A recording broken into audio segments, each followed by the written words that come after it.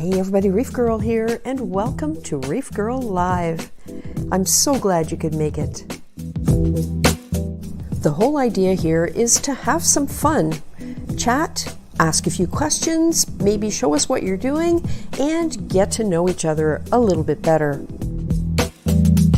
So sit back, relax, grab a drink. The stream is about to begin.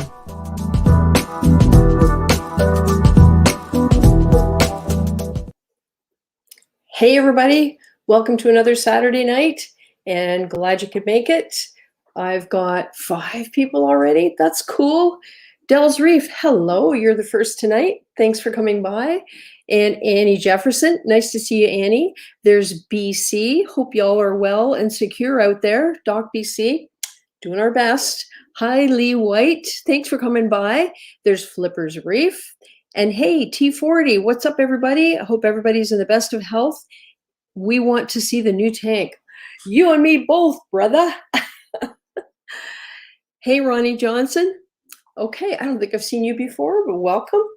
So I might wait a couple more minutes for more people to get in before I start my ranting. But anyway, there's no tank here yet. And I will kind of go through the timeline of things since January and sort of explain how it's evolved as it's gone along. And then the most recent problem, it was shipped in week 27 and we're now getting into week 30. So there's stuff to sort out there. But on the good news front, I saw my second lawnmower blenny today for the first time since June. And I put that fish in there, saw him up once or twice maybe, and I was sure he had perished. It's in the 150-gallon section of my sump. After that is the 100-gallon section, and I've seen the blenny that I put in that section on a number of occasions. Didn't see him for a long time either, but recently I've kind of, you know how they have certain places they hang out? I've discovered where those places are, and so I kind of know now where to look for them. So I've seen that one a number of times, and actually about 2 hours ago, I was down just checking things out, and I was absolutely thrilled to see the big blenny still alive and kicking, doing well, really fat in the 150. So that was a really, really nice surprise. Let's say hello to a few more people. Hey, Phil, Reef Keeper, how are you?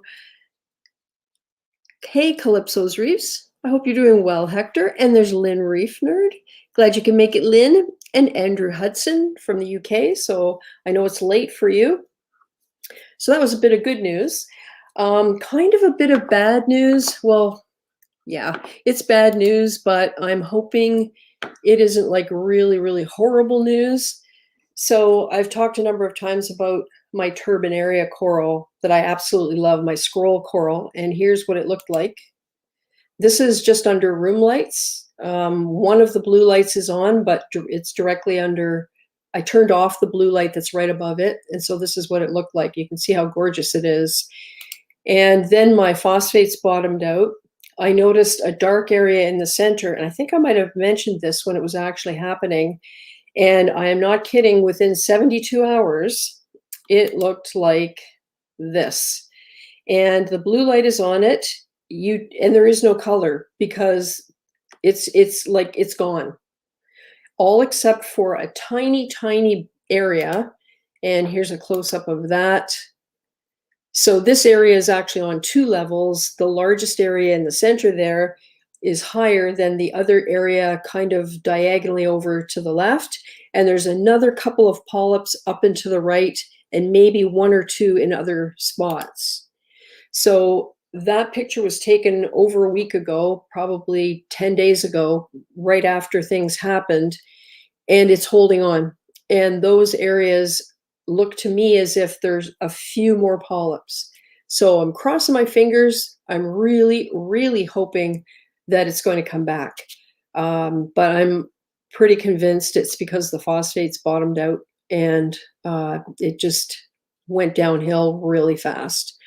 So it took me totally by surprise because this thing has been bulletproof. I've had it since 2015 when it started as virtually a quarter-size frag or less.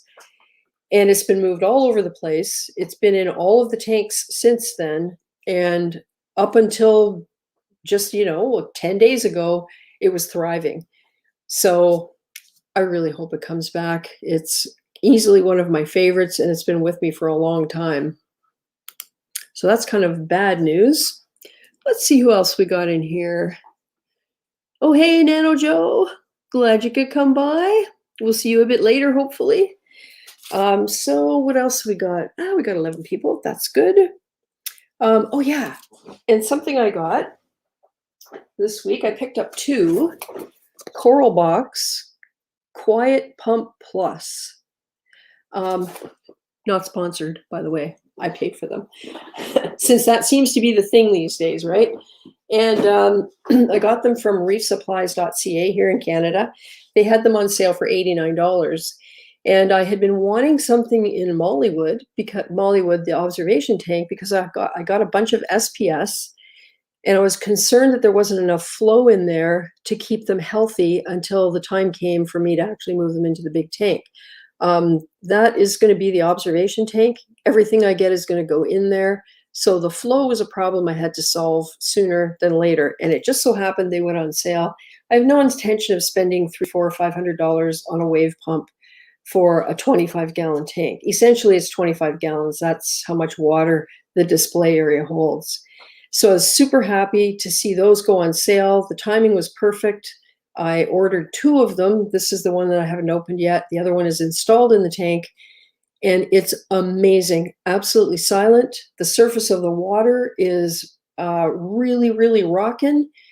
The place I have the frag racks with the SPS is right along the front glass. I have the pump on the back right glass, on the side glass, aiming forward at an angle and slightly up. So it's really lifting the surface of the water, and the polyps are just waving. And since I put that on yesterday, I'm amazed at how much better everything looks. The ones that had the polyps, you know how they just sort of peek out a tiny, tiny bit?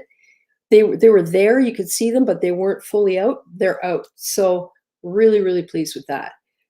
So yeah, that if anyone in Canada is interested, they did have the larger version also on sale. I can't remember what the discount was, but it was pretty good. It was maybe at least 15%. And of that one, they had 7 in stock, and I bought 2. This was like Wednesday. It only took overnight, pretty much. Well, maybe 2 days for them to get to me, and they might still have more in stock. So if you're interested, I'm super pleased with that purchase, and I look forward to using the other one at some place that's appropriate. So yeah, who else have we got? Drill Sergeant 666. Hello. Do you speak Nihongo Japanese? Konnichiwa. No, I'm sorry. We don't. I don't. Maybe someone in the chat does. Everybody, I've said hi to everybody. Oh, Flipper's Reef. No, I wanted to watch that in the worst way, and I got all wrapped up in something else on Thursday night, so I couldn't watch it. But I am going to watch the replay because I use a lot of CChem products and Continuum. So it's old school, but I mean, back in the day, it's what was available, and it worked for people. So anyway, and then what else happened? Oh yeah, another thing I got, I had barnacles, and if you remember the Red Sea tank, Elvis the Midas Blenny lived in a barnacle. I have a barnacle in the 150, and on top of that and encrusted over it is my war coral. Thing's about this big, and it's completely encrusting and going down the sides of this barnacle. So I had one more. I think I gave one to somebody, oh no, I used it for the barnacle project, which was a dismal failure in the end. There's a video about that, but I had one left and I dropped it on the floor. So a really nice 4 barnacle cluster is now 3 separate pieces in one that's all smashed up. So I was on the lookout for more, and I went on the Gulf Coast Ecosystems website. They have all kinds of macroalgae, sponges, stuff like that. And one of the things they had is barnacles. That's where I originally got the first batch. and they're only $7 each. And I know they're nice. So I thought, oh, okay, I'll get 4. Well, by the time we're done with shipping, we're looking at $85 for 4 barnacles. So this is what I mean about shipping. It's a killer, an absolute killer for us in Canada if we're buying from the US. So I went to my next favorite source, which you never know what you're going to find there, and that was Amazon. And on Amazon.ca, I can't speak for .com, but it might be worth checking. Although you guys in the States can order from Gulf Coast Ecosystems and get it shipped for way less than me. So I went on Amazon.ca and I found some. And here, I got 2. They were $9.98 each, or maybe it was $9.89. And of course, because I have Prime, it was free shipping. And check this out. Is that not gorgeous? So this is going to be put in the new tank, if it ever gets here. And I'm hoping that I can have some smaller fish who will be able to take refuge in this. I have kind of a plan where I'm going to put it. I want to put it somewhere that's really easy for me to see, and at the same time will make the fish feel protected. So I had such good success with the barnacle in the Red Sea tank. It was awesome. It's like you put it somewhere that's really easy to see and the fish go right there, and then you have the bonus of being able to keep track of all your small fish. So super, super happy with that. They came today. I ordered them Wednesday and they came today. So that's cool. Who else has dropped in? Oh, hey, Sean Clark. Yeah, Gulf Coast Ecosystems, not sponsored. That's very true. Yeah. I plan to try and get sponges from them again, but I'm not quite sure how I'm going to do it. I do have the US mailing address, and with the situation with the border, who knows what's going to happen. I mean, it's anybody's guess. I would have thought it would be open by now, but me and everybody else is really wondering. So until I know I can cross over safely, I won't be using my US address again because there's no point. I can't get the parcels. Oh, hey, Salty Reef. Okay, what are we looking at here? All right, so in the absence of a guest, I'll tell you guys what's gone on with this tank. So I put together a timeline of everything that's gone on since January 23rd. January 23rd was when I ordered the tank. And before I ordered the tank, I got a quote. It took 2 months to get drawings from the tank builder, which is okay. I had been told to expect that he would be slow. And that was okay with me at the time, but I didn't know how slow. But anyway, 2 months to get drawings. And we had to go back and forth a few times because there was like no detail on them. There were no dimensions. They're looking at them. There were things I needed to know about, how deep this was, where this was placed, and all of that. Didn't get any stand drawings because he wasn't able to produce them on his CAD program. So I'm going on trust here. So yeah, a couple of months to get the drawings. So I got no drawings for the stand, no pictures of the stand. He hasn't provided any, and no pictures of the finished tank and the stand. So I'm really, really flying blind here and trusting on the guy's reputation of doing good work. So where do we start here? Okay, ordered the tank January 23rd. And this was pre-COVID because the real restrictions and issues didn't start kicking in until late March, at least not in Canada. On February 2nd, I asked whether he could give me a timeline as to how long it was going to take to build.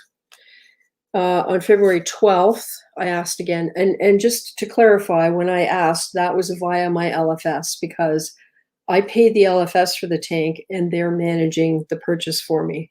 And one of the reasons I did that is that my exposure, if something goes really wrong, is much, much less by paying via a retail store than directly to the actual builder. And that was my rationale for doing that. I'm glad I did. And on February 26th, another follow-up asking for a timeline, and we never got a timeline. So just to let you know, as much as I would have liked to know how many weeks, I was never, ever told. In early March, there was a reply about the status of the tank, and it said that they're waiting for the glass to be polished. I don't know what that means. I don't know if the polishing happens before the assembly. I'm assuming it does, because I don't know that the builder would want to work with unfinished, like with cut edges. So I'm assuming that the glass was cut, and in early March, it was being polished.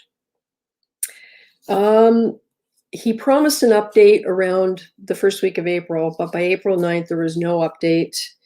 As of April 21st, there was still no update. And what I'm quoting from here are the Instagram messages and the emails that I had with my LFS. So this is all documented from what I have. So yeah, April 21st, still no update. So the LFS actually called to find out what was going on. And when they heard back, it appeared that the tank fell on him. It was dropped on his leg, and he was off work for a few weeks. And the LFS said it was a 600-pound tank, so he imagines he was pretty badly hurt. And I said, well, my tank weighs 600 pounds, and that's where we figured it might have been my tank that was part of the accident. So he was off for a few weeks. In early May, the owner of the LFS talked to the guy, and at that point they were waiting for some acrylic to arrive for the weir. So early May, they were waiting for the final piece, which was the teeth for the overflow, essentially. That was May 3rd, May 15th. There was no update on the acrylic. June 4th, I got pictures. So I got pictures and I showed you guys the pictures. I was super thrilled to actually see something after all that time. And from the pictures, you could see that the tank was in progress of being built. So the next thing we knew, that was June the 4th. A month later, July 7th, the LFS contacted me and said, the tank is ready for shipping. I hope you're ready. And I went, oh man, am I ever ready? But the very next day, we found out there was going to be paving in front of our house. And the last thing we wanted would be for the delivery truck to rock up and try and deliver my 1,200 pounds of tank and stand and not be able to get into the driveway. Now, back then I knew nothing about how freight works, because if I'd known how freight works, I would have just said, yeah, go ahead and ship it. And I probably would have saved, it'd probably be here by now if I had done that, but I didn't know. I mean, it's like couriers. You order something, they have tracking. The tracking says when it's going to be delivered, right? No, freight doesn't work that way. Or at least it hasn't for me.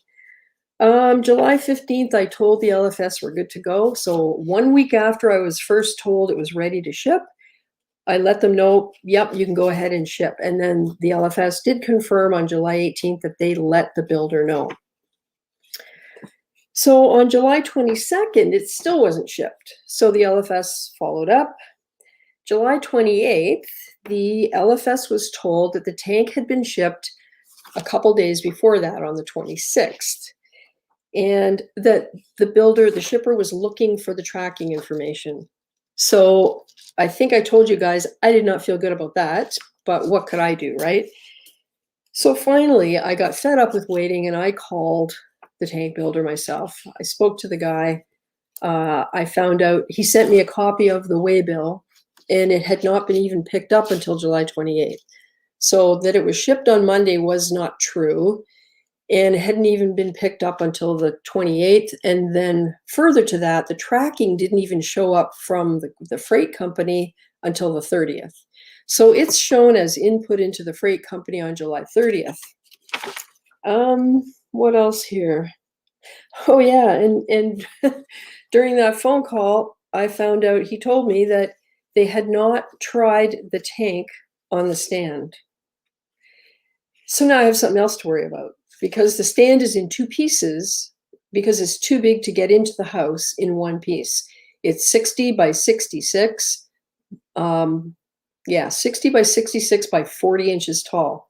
So the only way to get it into the house was to cut it in half, side to side, so that I had two 33-inch pieces that would fit through the door. Because I didn't want to be looking at it and see a seam down the middle. I would rather have that seam on the side going across. So yeah, so they had not put it together and tried the tank on it. So there you go. There's another thing for me to worry about. What happened after that? Figuring out, oh yeah. So from all of that, the tracking information, he sent it to the wrong store. And if I hadn't called, we still wouldn't have it. Yeah, and my phone number was wrong. So I had to email them right away, the freight company, and change my phone number. So now we're at the point where I'm waiting. The first estimated delivery was August the 6th. I hope you guys aren't getting bored with all of this. But, you know, like this is what has been happening in the last, I guess, week since the last live stream we had. Or maybe not, maybe two ago. Estimated delivery on the tracking was August 6th, 0800. So not knowing how freight works, I went, okay, Friday morning, I'm going to be up and ready for whenever that truck gets here. And it never showed up. So that was a Friday. And during the day at some point, the tracking information changed to say August 9th, which was a Monday, at 0940. So once again, on Monday, where tea now, Joe? I'll bring you guys in when I'm done ranting here. So on the Monday, I waited, got up early. And I mean, for me, that's pretty early because I usually roll out of bed around 10. 9:40, waited, nothing happened. I waited the whole day. So on Tuesday, I called Fast Freight, which is the name of the company, to find out what was going on. Where's my freight? I was told that it had arrived in Toronto on CP Rail, and it had been released that morning, the 10th, from the CP Rail Yard. And then their next step was to notify the local carrier, because Fast Freight doesn't deliver locally or to specific addresses. They move the freight, and then local carriers in all the different regions pick up the freight and deliver it to its final destination, or whatever relays they have to do to get it where it's going. Kind of like couriers, but only with less information. So they said it was going to be, the agent would be notified, and that probably within 24 hours, they would have the freight. They would call me to schedule a date and time for delivery, because I had to be here, of course.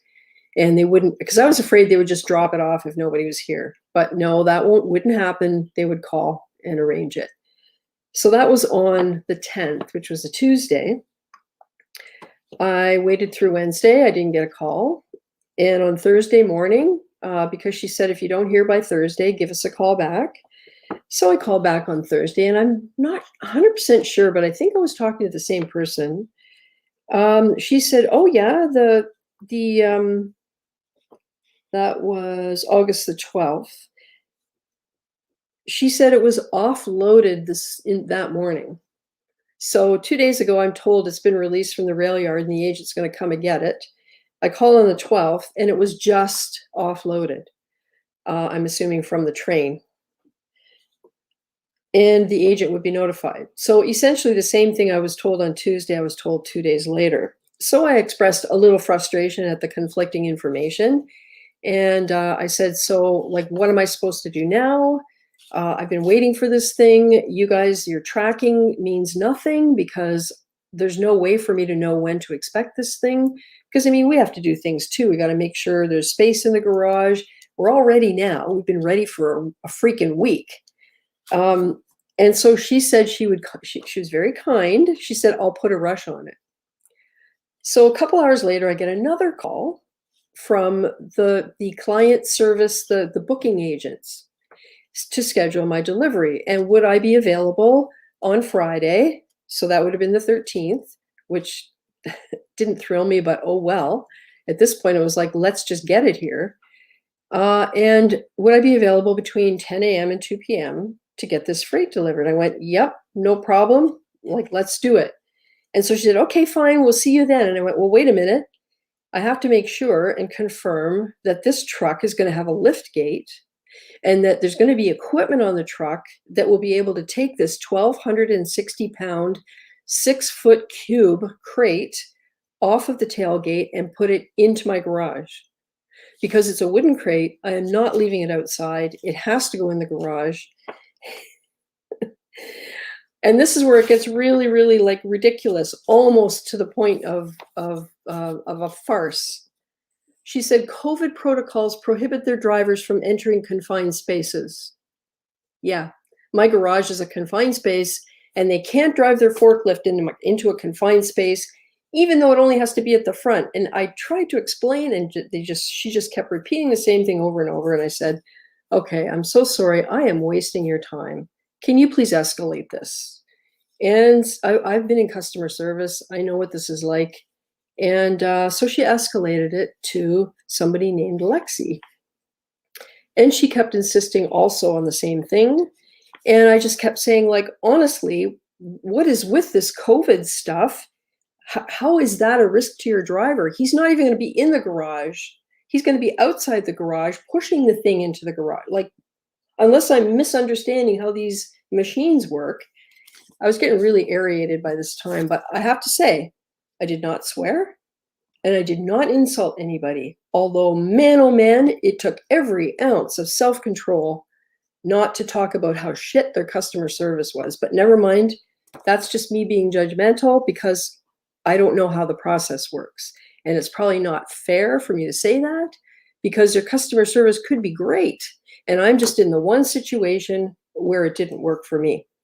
So anyway, after all this protest, she suddenly goes, oh, wait, there's a local agent who has to deliver this. Let me see. So she looks it up. I'm going, yeah, that's who is supposed to be calling me. And she finds the name of the local agent. And she said, well, you know, in your area, I said, cases are low. We have like one case in our town. Our local health unit doesn't have anybody in the hospital. Like it's not rampant here like it is in some other areas. And she said, well, you know, maybe they have different protocols. I'll have to get them to call you. And I said, honestly, we've just been talking for 15 minutes and I was expecting a call from them. So I have no clue why you called me anyway. And I think she just thought she was putting a rush on it and it was going to be, she didn't look at the details of the file before she made the phone call. So anyway, yeah. So that's kind of where we are.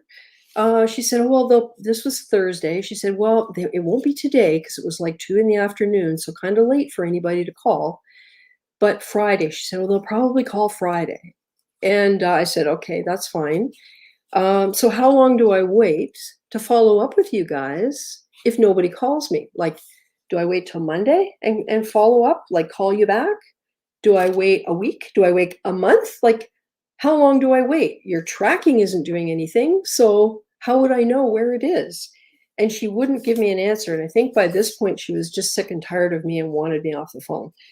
And she just said, well, all I can do is call them and they'll have to tell you what their schedule is. So that's where we are now. I haven't heard anything. And I even asked her how she would feel in my situation, knowing that she had a 1,200-pound piece of freight that was going to sit in her driveway in the weather while it took her some time to make arrangements for the contents to be moved into the house. Because how the heck am I going to move 1,200 pounds, right? Yeah. So I need to have a drink. There's no booze, Diet Pepsi, caffeine free. So that's been my frustration. And you know, what comes out of it is nobody cares. And I mean that in not in a critical way, because in a lot of ways I understand it. But I feel kind of the same as I did when I learned that banks and insurance companies don't care about you. These types of services don't care about customers like me. I'm a one-off. They'll probably never have to have me as a customer again. And they honestly, they have no reason to care whether I get my freight or not. So it's, Yeah, it's an eye opener, I'll tell you.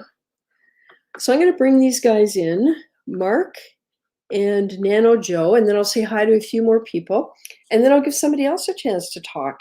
And I'm going to activate my listening device before I bring the guys in because I've been talking for so long that it shut off. So thank you all for listening to that. Okay, there's Mark, and there's Nano Joe. Hello. Hey guys. Hey. Hopefully you can hear me okay. I can for a change. Good.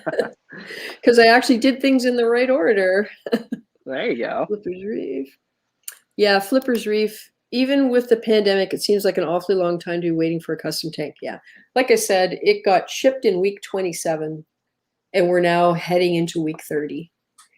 So Yeah, you're probably right with the them not caring about you statement. no. Since you're the one off. Yeah, I could see that.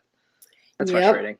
Yep. Oh, That's hey, horrible. Adrian Mitchell. Hey, Johnny Martinez. ReefGrrl, fellow reefers, Calypsos. Hope and pray everyone's safe and doing well. Thank you, Johnny. My cold is finally gone. Hey, Richmond Reefer. Haven't seen you in a while. Nice to see you, Jose. There's Sean Clark. Hopefully this will all work out once you get everything. Oh, yeah. And Sharbuckles. Hi. Yeah, Sharbuckles doing the palm to the forehead. Yeah, he's having similar problems with the same builder, incidentally. And you know, it's the video is going to be kind of hard to do because I'm going to tell pretty much what I told you guys, but only it won't be quite so long and drawn out. I'm going to summarize it by saying we followed up X times, we got responded to X times over the course of X number of weeks, and how little information there was and all the mess ups with the freight. And I really, really hope the thing is perfect and beautiful. And I've said this like privately, if it's broken or unusable in any way, I'm pretty much out of the hobby because I don't know that I can put myself through this again. I can get a lot of the money back that I spent. I probably have several $1,000s worth of coral. Some of it is unique because I got it years ago and you can't get it anymore. But I don't know that I can do this again. It's taken such a toll on me. I've probably put on 30 pounds from stress eating because that's what I do is when I get stressed out, I eat, and I haven't been able to focus on anything besides this. There's stuff around the house I have to do that I haven't done that was going to be done right after we moved. And I just can't refocus my efforts somewhere else. It's pretty terrible. So we'll see what happens. It would be a shame, but at the same time, I can imagine how much more time I have without being in this hobby. You know what I mean? Like you guys all know what I mean, how the time that it takes. I have no doubt I'd miss it. I might just keep Mollywood. I don't know. It does take up a lot of time. Yep. I mean, the planning part, like even bigger builds like you're doing now too. It's just a lot of people don't realize the actual planning that goes into it. Yeah. And with the time comes the money aspect too. So yeah, that's what my husband said today. I mean, he waited a day or after I expressed that in frustration, he waited a day or so, and he said, we've put so much work and effort into this and planning. If it turns out there's a problem with it, just find somewhere else because I'll get my money back. And that's one of the reasons I went through the retail store. So, yeah. Hey, MB Reef, how are you? Flipper's Reef getting ready to hopefully not have a fight on my hands with insurance. Thursday night, a bad storm came through and tore up our roof. Oh, dear. Yeah, that's too bad. Oh, hey, Camaro Kid. Joe, Camaro Kid is wondering if you're still using the Fiji Cube 40 all-in-one. No, actually. Is that an inside I joke? have the Fiji Cube currently. Well, I set up the I had the 40 breeder when I was still doing like YouTube videos. I had the 40 breeder, and rather than drilling it, I had the Fiji Cube. but it just I think I spoke to you about this before, but it's just an Yeah, acrylic yeah. box that's a insert. That's right. But I yeah, I still remember have now. it. The 40 breeder is gone. Yeah. Yeah. But I'm actually sending it off to somebody who's actually going to use it because it's just sitting in my box of things collecting dust, and Yeah. I'm just going to send it to somebody who could use it. Just a Nice. pay it forward kind of thing, I guess. Yeah. Hey, MB Reef. Yeah, Johnny Martinez. Oh, I guess we just lost Mark. I'll watch for him to come back in. My heart cries for you. Shame on them. Just honestly, it's. I said it's going to be a hard video, and it's going to be partly because. Hey, Mark. Hey, can you hear me now? Sure can. Uh, I hear you. Good. Yeah, and it's partly because this is a first world problem. And when I think of the problems that people have, people who are sick, people who don't have enough food, I feel like such a freaking princess. And then on the other hand, I think, okay, like, what did I do to deserve it? Like, why am I not being given the respect that, like, the guy's not passionate about his work anymore, the builder, he doesn't care. And it's obvious because if he did care, he would keep people in the loop because we're all out here. I mean, I'm not a store and I'm just waiting for a bunch of tanks to come so I can change up a display. Like, this is a major part of my identity in my daily life. And you don't spend that kind of money and put in that kind of time and effort and heartbreak. Like, you guys all know what you go through in this hobby. Unless you really, really are deep into it and have a passion for it. So to be treated as if none of it matters is really, really hard to take. And to express that without sounding entitled is really hard as well, because I feel that. I feel there's people with far worse problems than this. Yeah.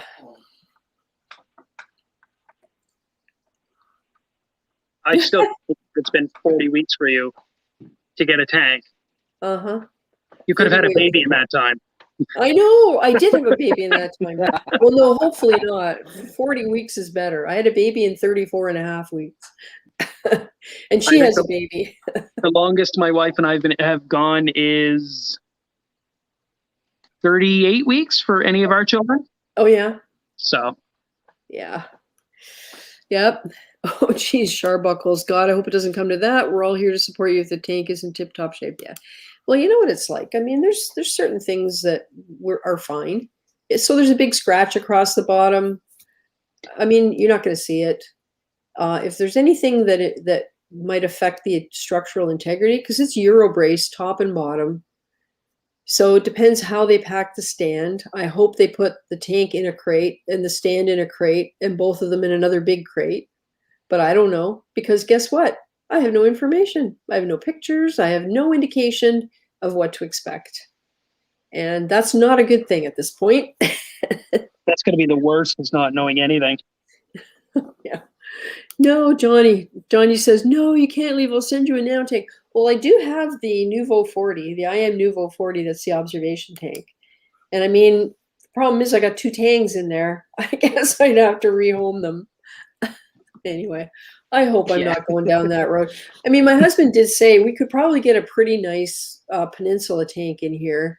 We would just have to completely rework the light canopy. Like, it'd be kind of a major amount of work, but I don't know. We'll see. We'll see what options there are. Well, have you seen the new Red Sea tanks? Yeah, the series, I think they're calling them. The 900 triple XL, that series, or the ones that are completely set up like the E series? It's the S series. F series. Oh.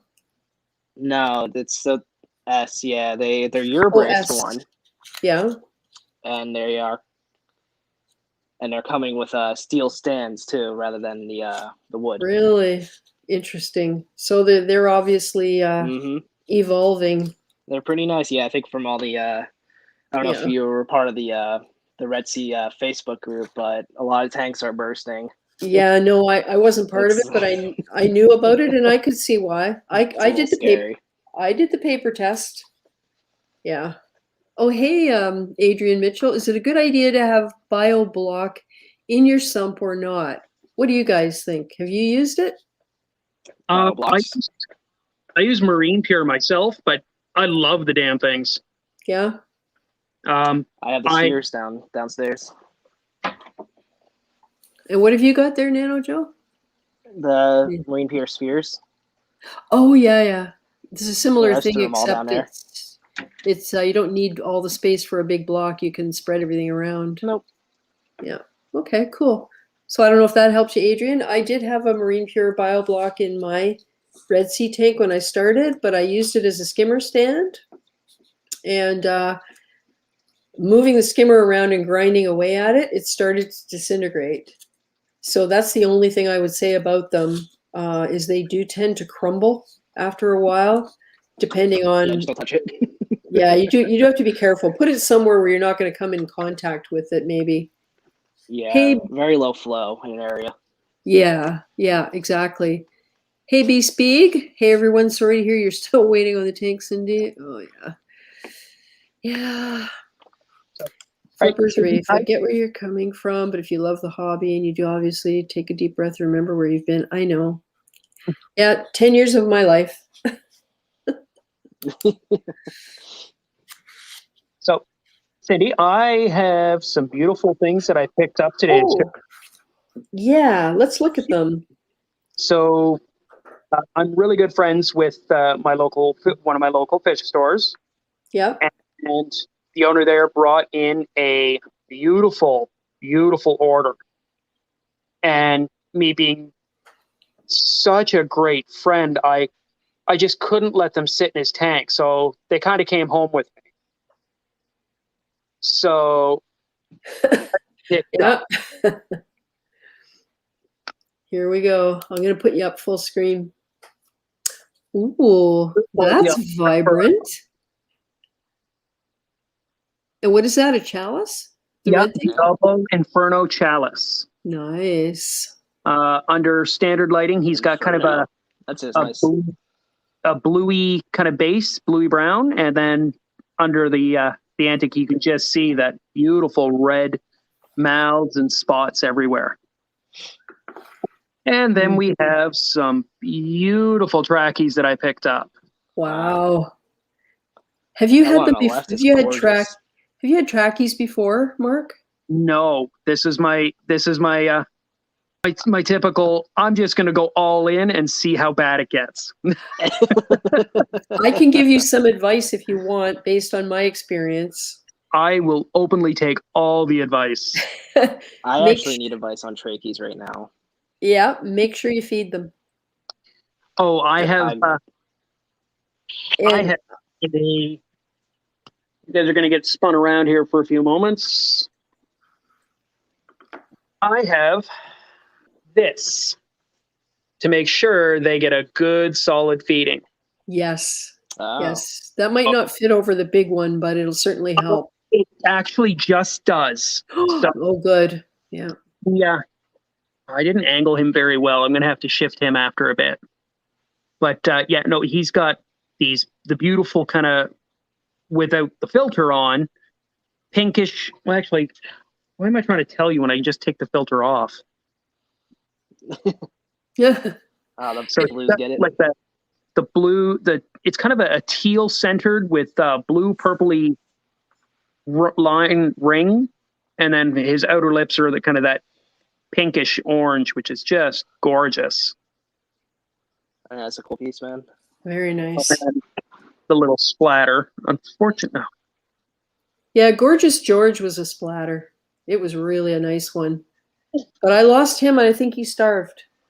They take a long time to starve, and I didn't, because it was a little bit of a pain to feed him because of the shrimp, constantly getting the food. And I came up with that 2-liter pop bottle contraption. It was a pain to feed him, and I didn't feed him enough. And I learned my lesson. And going forward, that's not going to happen again if I ever get another trachea. I can't afford them right now because up here they're a ridiculous price. Well, these were a pretty penny, but I definitely feel I got my worth with how show these have. And then we a few weeks back, I don't know if you remember me telling you that I got hit with some brown jelly. Yep. and I lost my Aussie Duncans and my torch coral. Mm, Well, I got a beautiful Aussie Duncan who has 12 heads to replace the 4 that I lost. nice. So Okay. they're a little cranky. I just finished acclimation and dipping them probably an hour ago, maybe at most. Nice. They're obviously not in their final spot, but I wanted to get them into the tank and let them kind of acclimate themselves overnight somewhere kind of open and safe. Yeah. Yeah, and a couple people in the chat are talking about feeding trackies. Richmond Reefer says, I never spot feed my trackies anymore. And you know what? I think you can get away with that once they're established in your tank and they grow, and they as long as you have enough food in the water that they can at least grab some at night. And Annie Jefferson says the same thing. She uses a turkey baster and doesn't even shut the flow off. And I think it's a matter of them getting accustomed to that. The other thing you can do is you can use a turkey baster to fluff up the sand and make the water turbid, because they'll pull the fine particles out of the water. And at the same time, you'll get to stir up your sand bed. Although, if I remember right, you have fish that do that, don't you? And a pistol shrimp. I do. The pistol has actually taken apart his whole dormitory. Oh, man. He has emptied out all his sand, closed up his house over here and over here, and the only spot that little sucker is coming out, I don't know if you can kind of see that big white spot in the back there. Yeah. Yeah, behind all my rock work. Oh, man. He's not even coming out to play anymore. And then, well, Peek and Boo curled in for the night, which means Bowie the Goby is down under his rock. But yeah, I've got that big old blue streak Goby that will move everything around. I'm just hoping he doesn't bury them overnight. Oh, geez, that's hilarious. But yeah, those are the little treats that I picked up today. Those are beautiful. Well, I hope they do really well for you. There's nothing like it when they fluff their tissue out and it just waves a little bit in the flow and they look so happy. Yeah, I miss that. Mine are not happy. Oh, yeah. And I can't figure out what it is. Here, let's do this. So I've put them in a couple different spots now, and they've just been slowly regressing.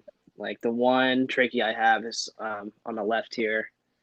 Yeah. Is barely hanging on, and then I have another bluish teal green one on the right here, which is it's on its way out.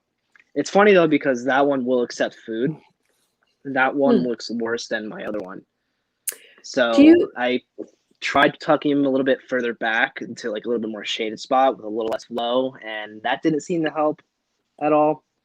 But I do notice when the lights are out for a few hours, I can look in my tank, and the one is still it's puffing out, so it's filling up with water. Yep. And kind of puffing his polyp out, but I don't understand what I'm doing wrong with them.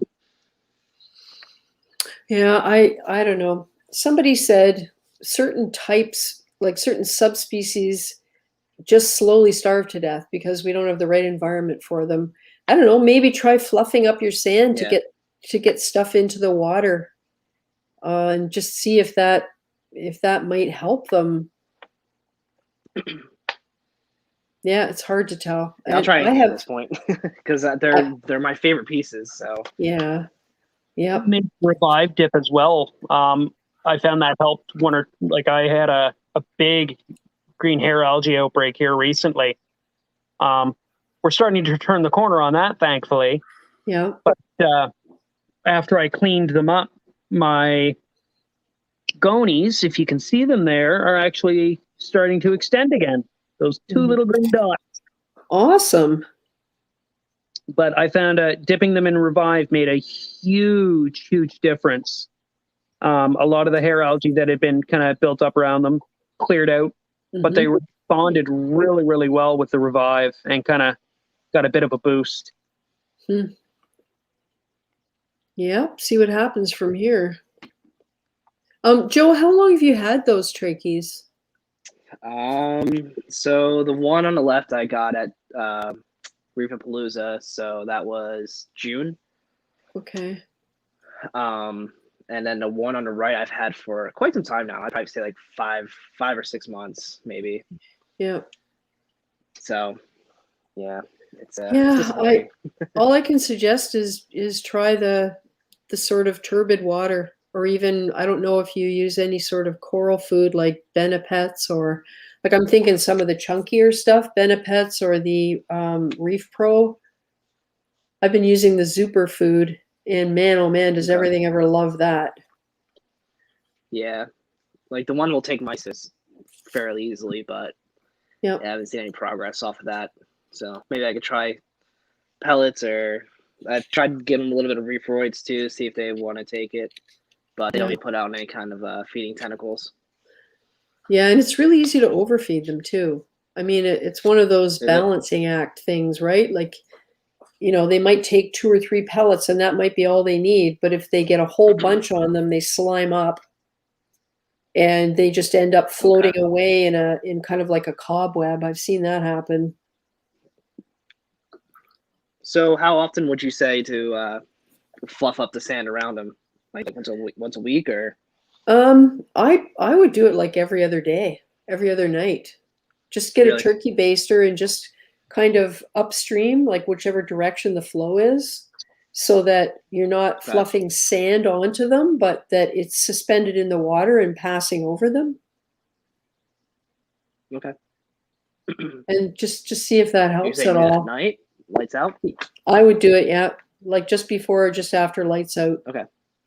Or in the morning before the lights turn on, maybe. Start tonight. Yeah. Hey, it's worth a try. That worked too, because I am up where my lights are. Yeah. Yeah, it's disheartening because, like I said, they're like my favorite pieces, but yeah, it always happens. Look at me and my freaking turbinaria. I love that thing. Oh, Reef Keeper says, my new tank that I bought from a friend was shipped and sent back 3 times. The final time it came scratched. He got his money back and ordered from AGE instead. Yeah, glad he had the problems and not me.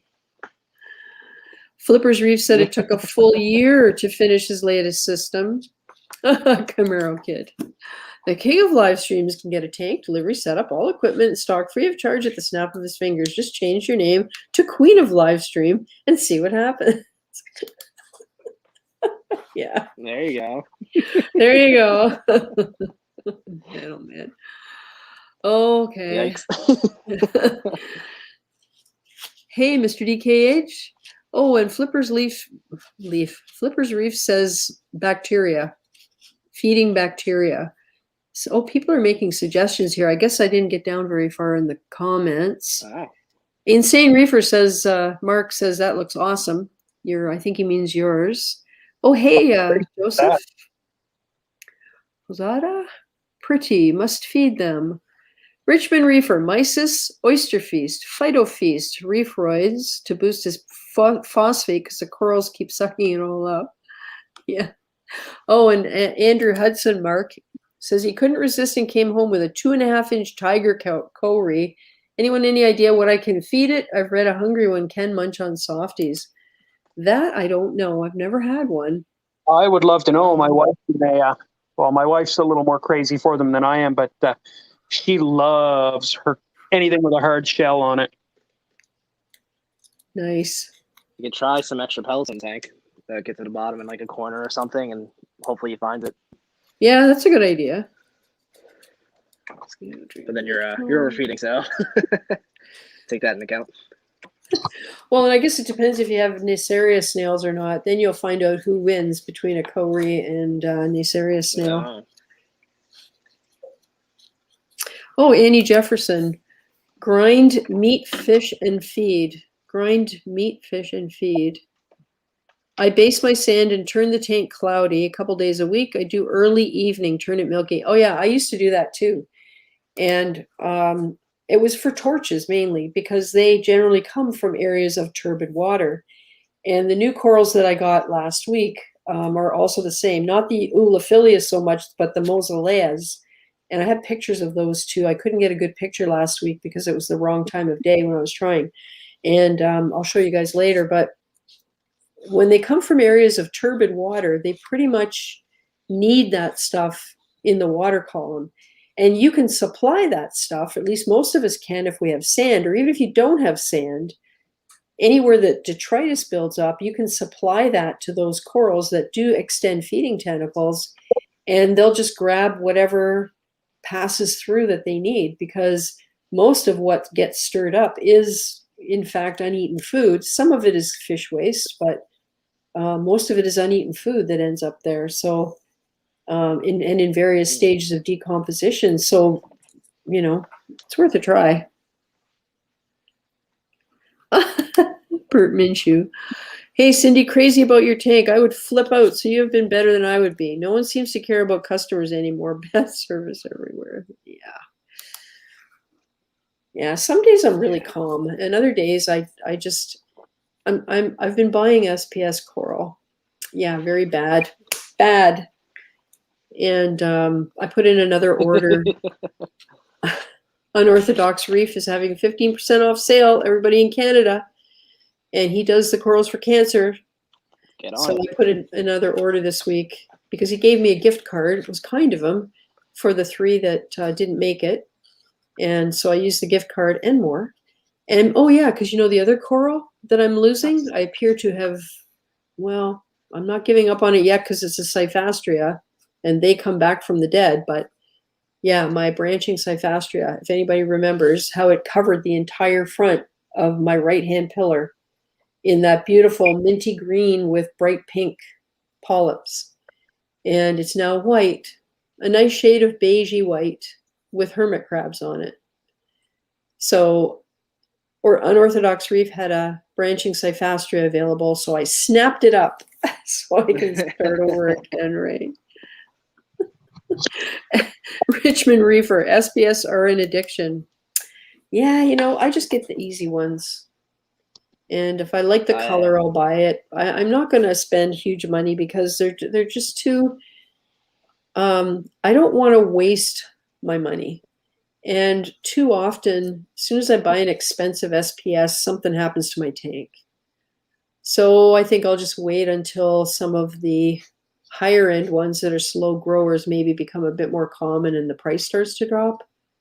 And if I like it, I'll get it. But I can't remember who it was. It might have been when Reef Bum was talking to Mike Paletta about some of the higher end corals and the gorgeous colors you see right up close. But if you look at your tank from across the room, all you see is one uniform color. And so his thing is, it's nice to have those colors, but if you can't appreciate them, except really, really close macro distance, he's not sure that they're worth the money. So I don't know. Buy what you like. Yeah, exactly. I'm going to apologize now if I'm making dabbling anybody dizzy. I'm sitting here playing around with my filter, trying to better spot here. All right, well, let's look at Joe's tank. And Joe, why don't you take us on a little tour of what's been happening? Ooh, I like tank tour. Oh man. Throwing me on the spot. All right. I'll start from the top, I guess. So, if you watch Tidal Gardens videos, you know his old greenhouse had he called them the Amazon T5 fixtures. Yep. And so this is just a 4-bulb fixture, 24-inch T5 fixture. I'm actually looking to upgrade this very soon to the Aquatic Life, the T5 hybrid. Yep. Just so I get the same length as a tank to get a little bit more coverage, I guess. I mean, although it covers the tank fairly well, I can get a little bit more power out of a 39 watt versus the 24 watt fixture. But yeah, I love it though. I love my T5s. I know there's been a great light debate going on in the Instagram world. Oh man, tell me about it. I had T5s for a little while, and I'll tell you, my corals really responded to them. So there's Mark again. They really responded to them. I just didn't care for, Yeah, for I love it. the look, you know. Oops. Let's we got 2 marks. We got 2 marks. Let's take this mark out. There. Okay, now we'll put you back up. Anybody dizzy yet? And there you go. Yeah. But I mean, looking at yours, like there's lots of colors. Yeah, And I have an orange filter on never- right now. Nice. But yeah. Oh, what are those fish? Are they chalk basslets? Yep. Very nice. Yeah. And you cool. you I love them find a lot. They're always active. and you find they're good in a pair, or like could you get 4 or 5 and keep them together, or is 2 pretty much the max? That I'm not sure on. I just bought 2 because it was what I wanted to spend that day. There is a third at the LFS I bought them from, and they were all in a tank together. But they're pretty peaceful fish. They don't have fights or anything with anybody. They hang out with clownfish a lot, which is really funny. Or clownfish hangs out with them, however you want to see it. But they're cool. They're great fish. They hang out like mid to top tank a lot. They'll poke out of the rocks a little bit, and they were feeding from day one. So if anybody wants a good hardy fish that's active and pretty, because they have that red body with that fluorescent blue. Yeah. In their stripes. They're very cool. Nice. They're very like nice. $30 US. Wow. I can't remember the last time I saw any up here. So I'm gonna have to check with my LFS and see. Are they one of the ones that they're trying to captive breed? Not sure on that either. Yeah. Yeah. But the tank is a Red Sea 250. So it is 65 gallons in total volume. A bunch of corals in here. I went through a little bit of an unhappy stage a couple of days ago where I was a lot of my acans were really unhappy and not looking so hot. But I'm gonna relate that to possible phosphate little spike, I guess. I can't really pinpoint it, but honestly, a water changes in carbon did some wonders. Yeah. So, yeah, I got an MP10 on the left, which I don't like. And then I have my Ceche Extreme over there, which I love. Yeah. So you like the Extreme then? The corals. I'm trying to figure out whether to get 1 or 2 of those for target flow. The Extreme. I love them. They come with their own controller. They have the app too, which is really easy to set up, and they're quiet. Whereas my MP10 will, if the MP10 were to turn off, it's really hard to get it restarted. But that may be because of how thick the glass is. But yeah, I don't know. I just like the Extreme because it is quieter than the MP10. Yeah. Nice. Sorry, I interrupted you. You were going to start a coral tour. Oh yeah. Coral tour. So I guess we'll start from left to right. This is the Recordia over here. I'm trying to start a Recordia corner. Yeah. This guy decided to take a leap of faith and hop off the rock today. So I saw that on I saw that on Instagram. And you know what? That's one reason I am not buying expensive mushrooms, because whenever they feel like it, they can just hop off the rock and float. And I just thought, nope, I'm not losing them in the tank anymore. Yeah. Yeah, he just decided to eat himself off. I'm going through a little bit of turf algae too, but that's been progressing too, so that's a good positive. Yeah. What are you using to deal with the algae? Urchins, actually. I've just I didn't really panic on it. I mean, you should have seen it like 3 or 4 months ago. The turf algae was insane, but I picked up 2 tuxedo urchins and threw them in here, and they've been doing a fantastic job. But I think because of my recent phosphate spike, the turf algae has been kind of taking a hold of that and growing it back in spots where it was completely gone, bald. So, but yeah, cool. There's one right there. You can see him. Oh, yeah. But I'm trying to dabble in SPS for the first time. And, oh, look, I see polyps. I couldn't tell you the names of these guys. I see some polyps on that one. That's awesome. Yeah. I don't think I can zoom. But I will. there's one I over will. there too, and then That's pretty. Pink. Oh yeah. there's that one too. It's actually that one right there in the back. Yeah. It's if in another tank it was blue, Oh, okay. but since I put it on the T5s, it's kind of taking more of a reddish maroon color. Right. Yeah. It's starting to put off some green too. So it's crazy how these corals can change colors between they were under radions versus my T5s. Cool. Yeah. But Flipper's Reef says you can keep multiples of chalk bass, very underrated fish, great community fish. And he had said earlier in groups of 3 and 5. So, oh, that's a potential for me. I will never forget the very first time I looked at my SPS, or like my hard stony coral tank, and I had some really cheap kind of browned out SPS I picked up at the fish store. And they were finally starting to turn some colors. And I will never forget, and I probably still have video of this, I will never forget the polyp, the stringy polyps that came out of those things when the lights were Yeah. out, like at about 2 a.m. And they had to have been half an inch long, and they were brilliant neon green.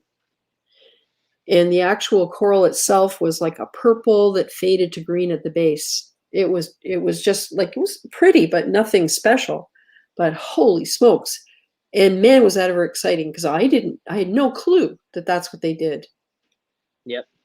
Yeah, it's amazing what some of these corals actually do. Yep. Yeah.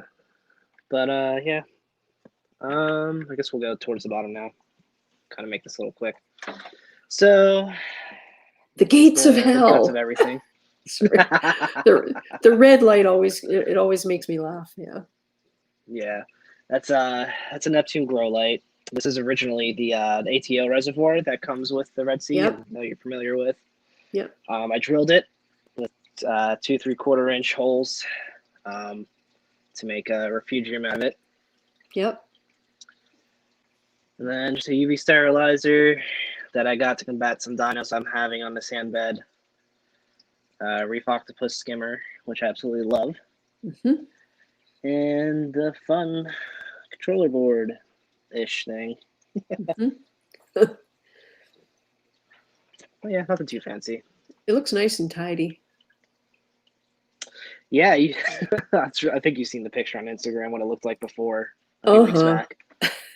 Yeah. It was just a rat's nest of wires, and I'm like, why did I ever let it get to that point? And then I finally spent 2 or 3 hours like drilling new holes in the backboard and running wires and making it look pretty and taking pretty Instagram photos. Yep. So So I'm glad I did it because it makes me feel better. Oh, it does. There's something, it feels like a real accomplishment, and then you kick yourself after and go, this feels so good. Why didn't I do it a lot sooner? Yep. Yeah. I have a question for you, Joe.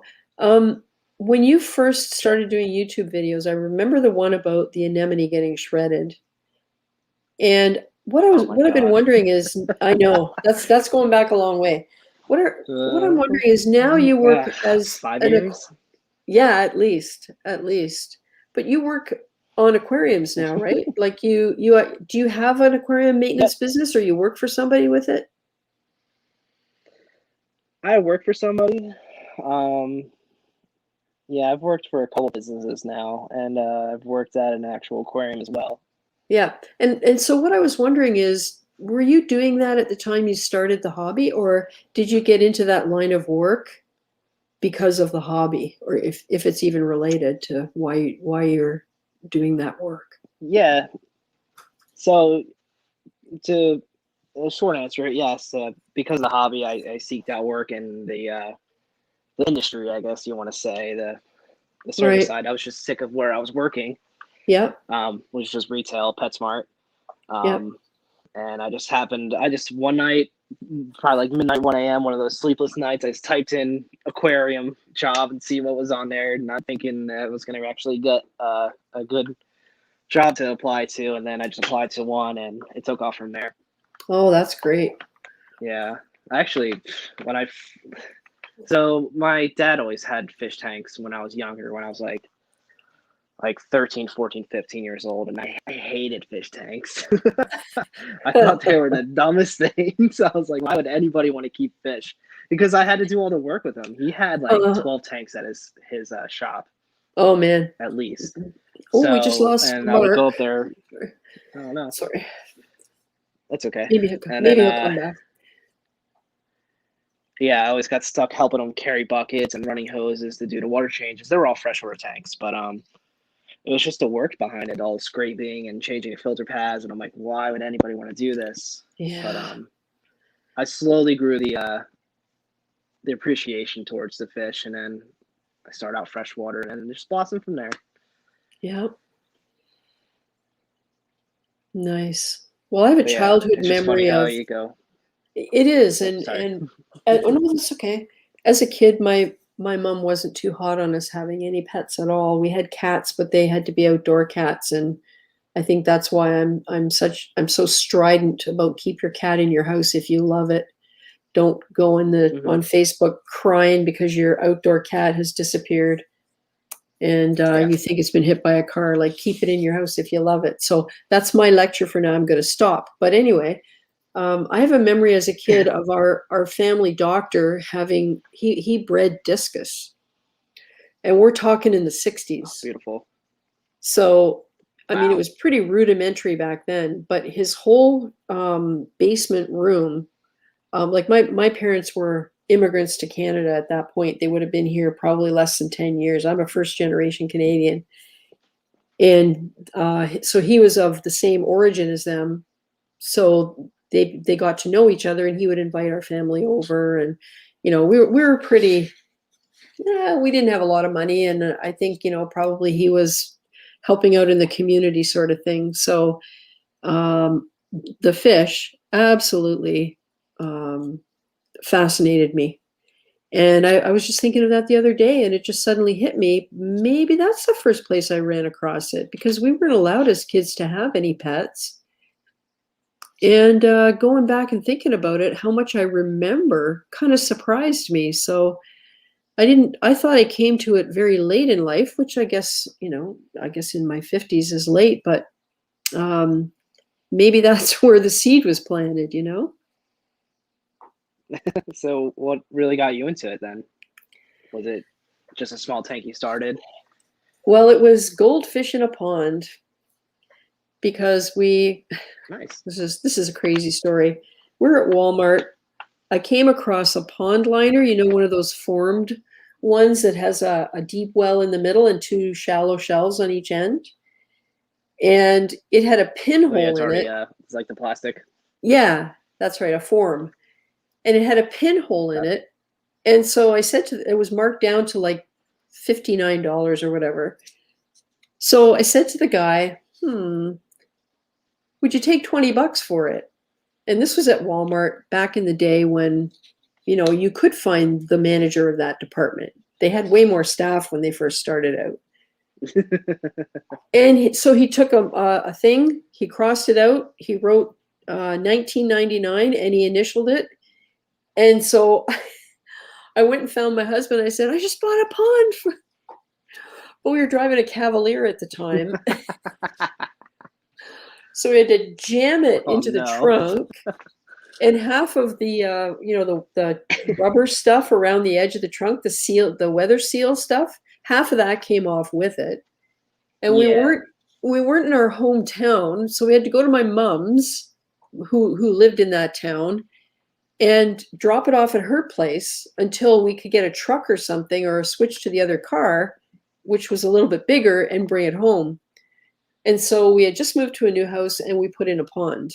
My husband fixed the hole with silicone, and we put in a pond. And my daughter and I thought it'd be a great joke to put goldfish in it.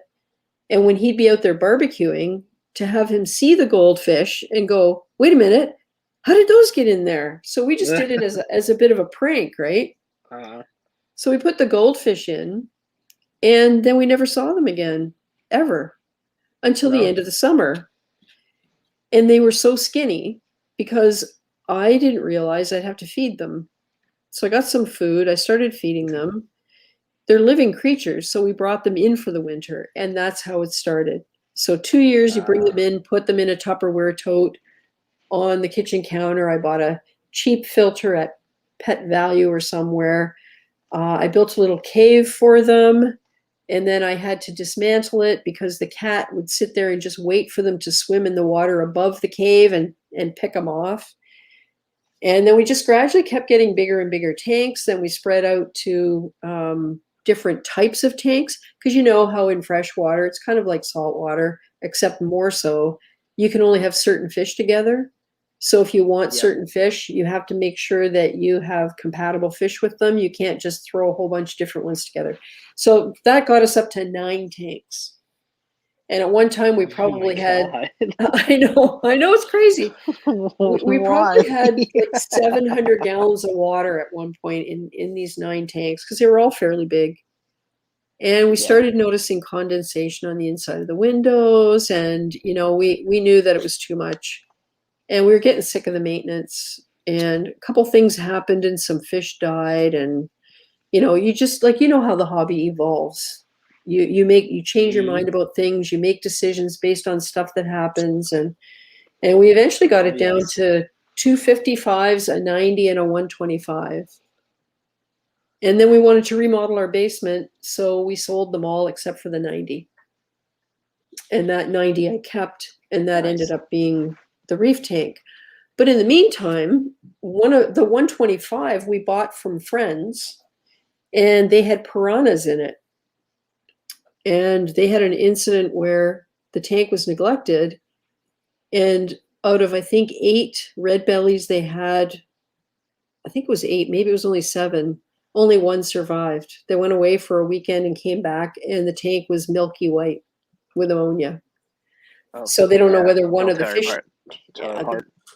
they don't know whether one of the fish died or they didn't feed them enough and they turned on each other. I have no idea. So I got the 125 and a piranha. Sick. Yep.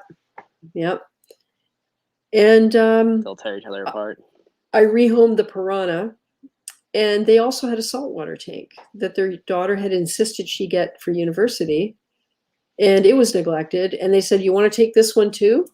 And I went, "Sure, I'll give it a try." And that's what started it. It was a neglected 35-gallon tank with no sump, with a T5 light, and what I thought. This will tell you how naive I was and how little I knew. It had a skimmer on it, and inside the tank was a chamber, like a box, that had sponges in it, and it was essentially a bubble trap. And I thought that was the sump. Oh. So that was how little I knew, and that was in 2010, I think.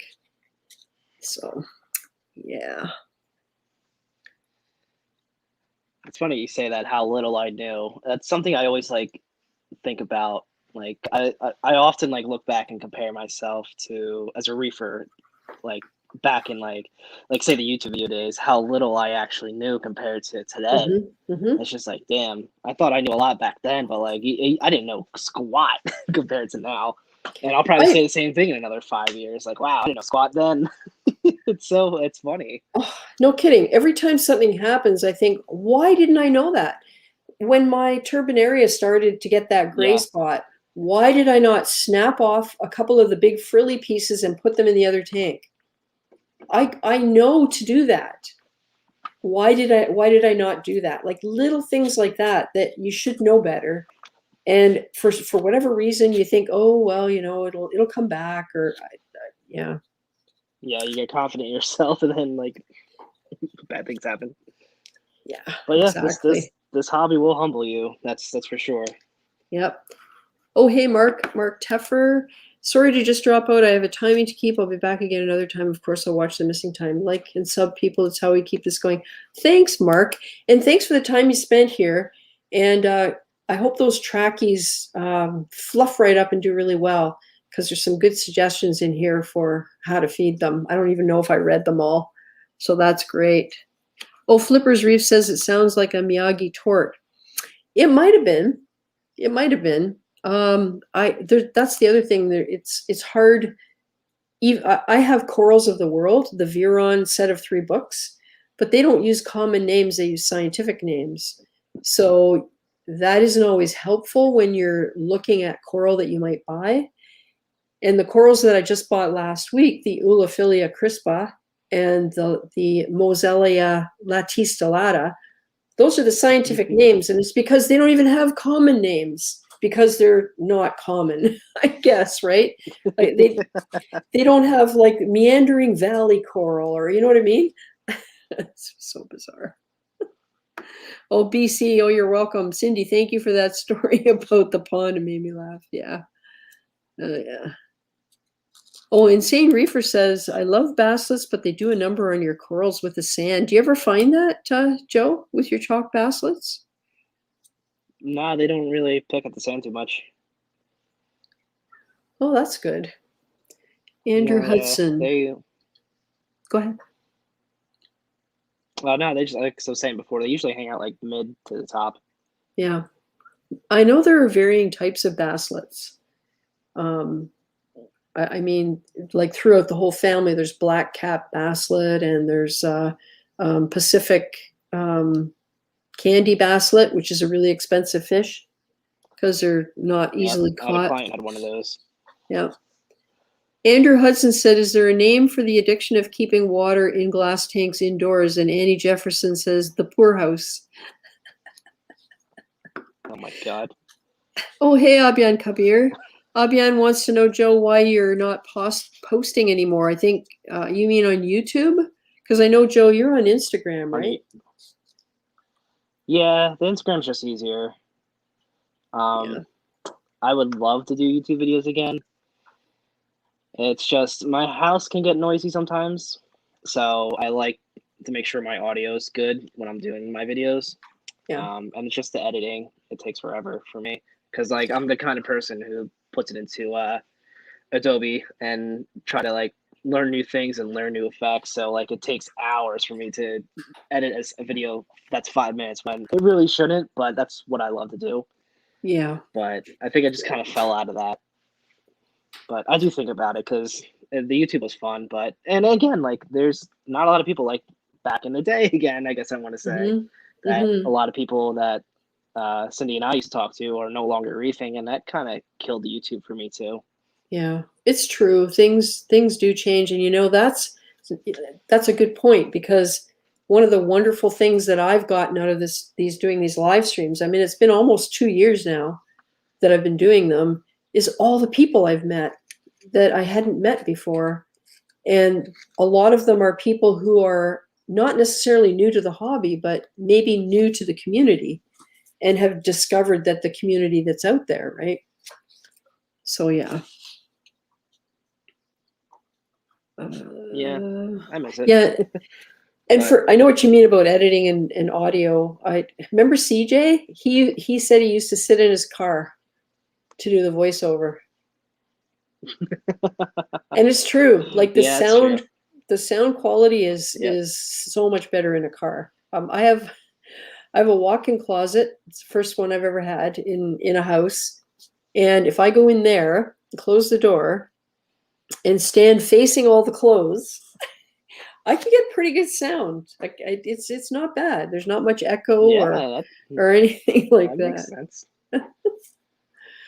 And I just use iMovie on my iPhone. I've tried using it on the Mac here, and I just don't understand the controls, and I don't have the patience to learn. And guess what?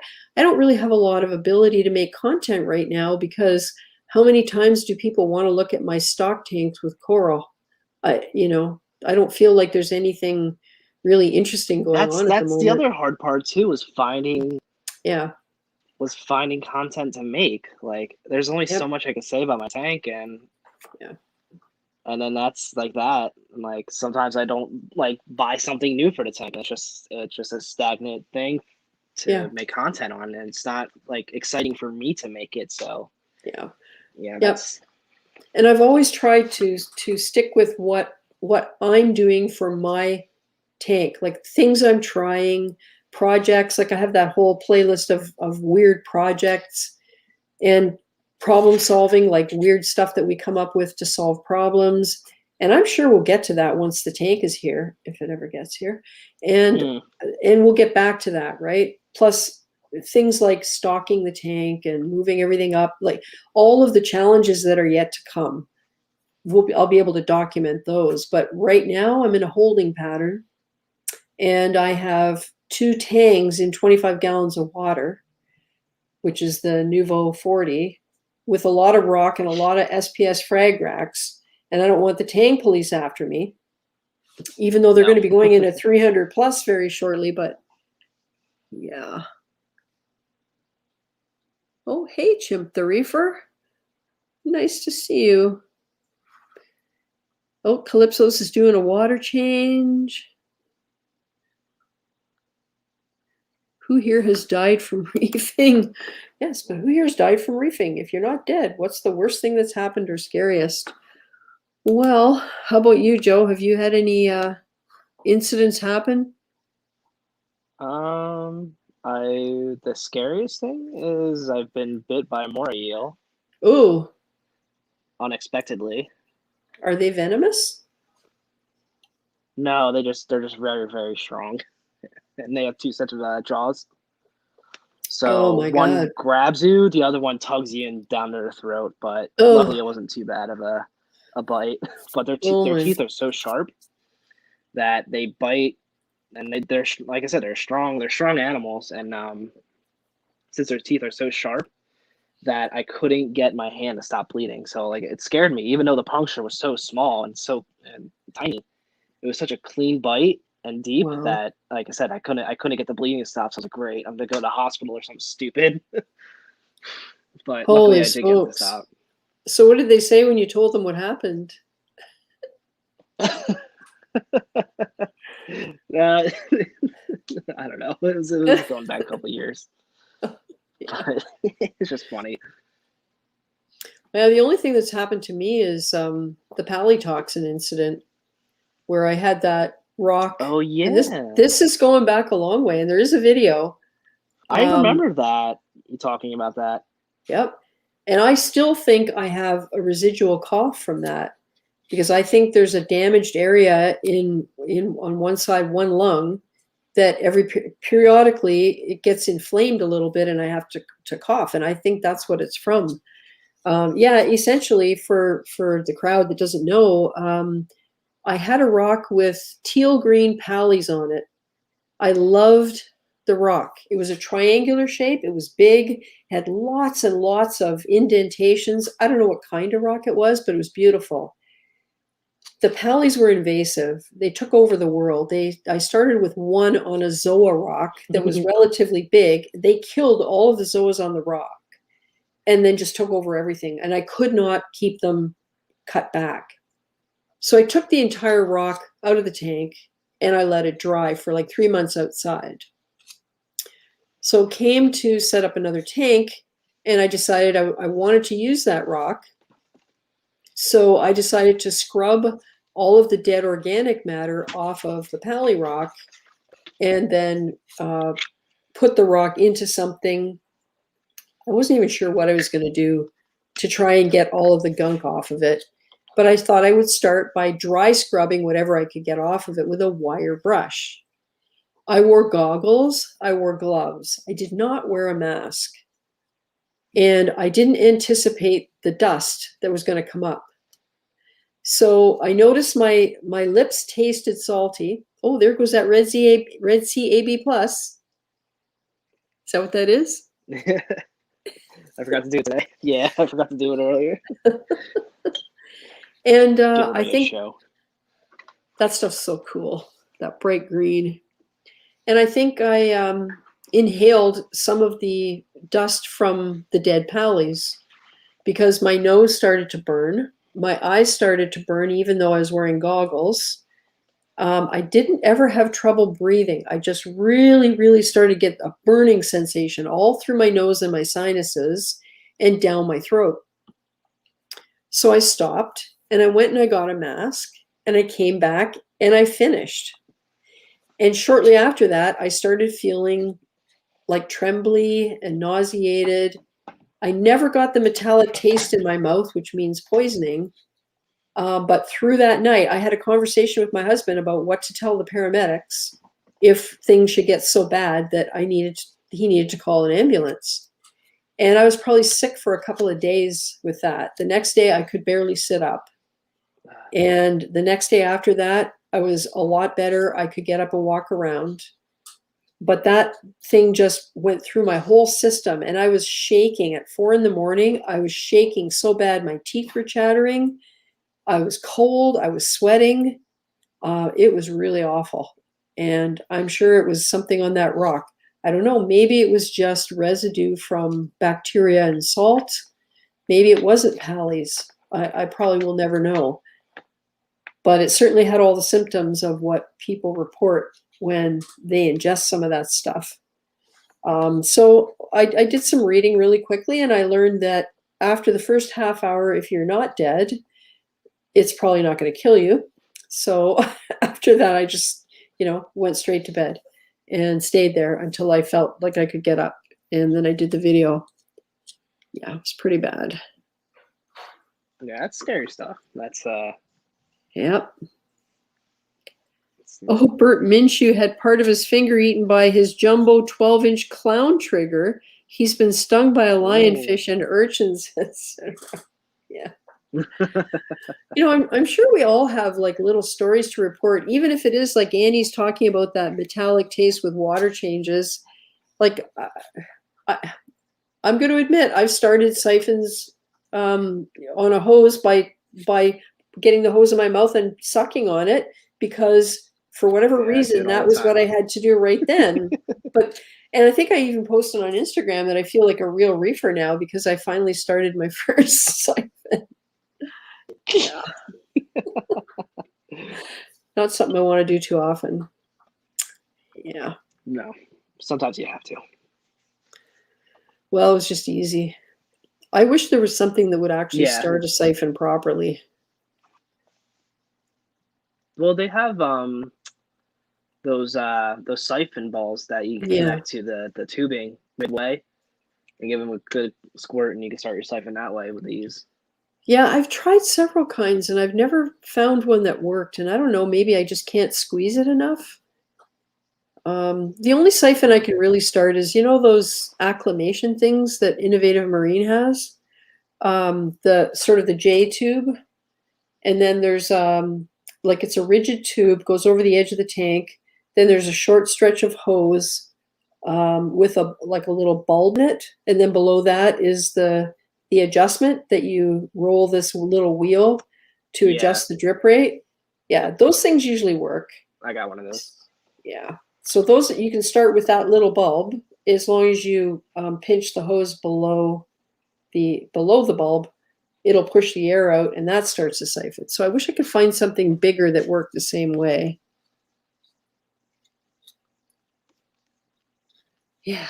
Are you doing like? I'm assuming you're using like a Python kind of type deal. We used to use a Python when we had the freshwater tanks.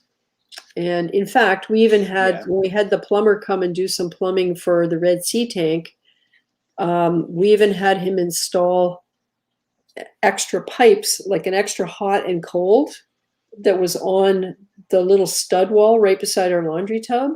And it had a Y-shaped hose connector. One part of the hose would go to the hot, one to the cold, and then they would combine in the bottom. And that's what my husband always attached the Python to, so that he could get the right water temperature, because we weren't able to attach it to our sink for whatever reason. I forget why. So yeah, we use that a lot. Yeah, he mostly did the maintenance and water changes, and I mostly did the testing and feeding and just general health care and observation to make sure everything was good with the fish. Yeah. Well, one day I'll show you how to do a real easy way to start a siphon with a Python. All right, that sounds good, because we still have all those hoses. Yeah, Sean Clark. Never cross a girl with a supply of readily available pally toxin. Yeah. Oh, don't mind the garnish on your salad. Yeah. A little dash of this and you're dead. Yeah. Oscar says he's listening while driving home. Cool. Very cool. I'll show you guys the pictures of the the Ulophilia I showed you last week, but these other two are the Mosellea latistillata. Here's one. Now this one looks more typically what they show in the Viron books. And they kind of remind me of, I don't know, they kind of remind me of scolies all jammed together, like all joined together. I get a Fabia feel from them. Yeah, yeah, except they don't really have walls between them. Yeah, it looks like it would, but you can see it's all one single polyp. Yeah. And then this is the other one that's supposed to be the same kind. Huh. But it's just a single polyp. So I guess I'll have to watch for that one to start reproducing. So yeah, I have no idea what they would be called, but I like the colors. I like that it's that they're not common.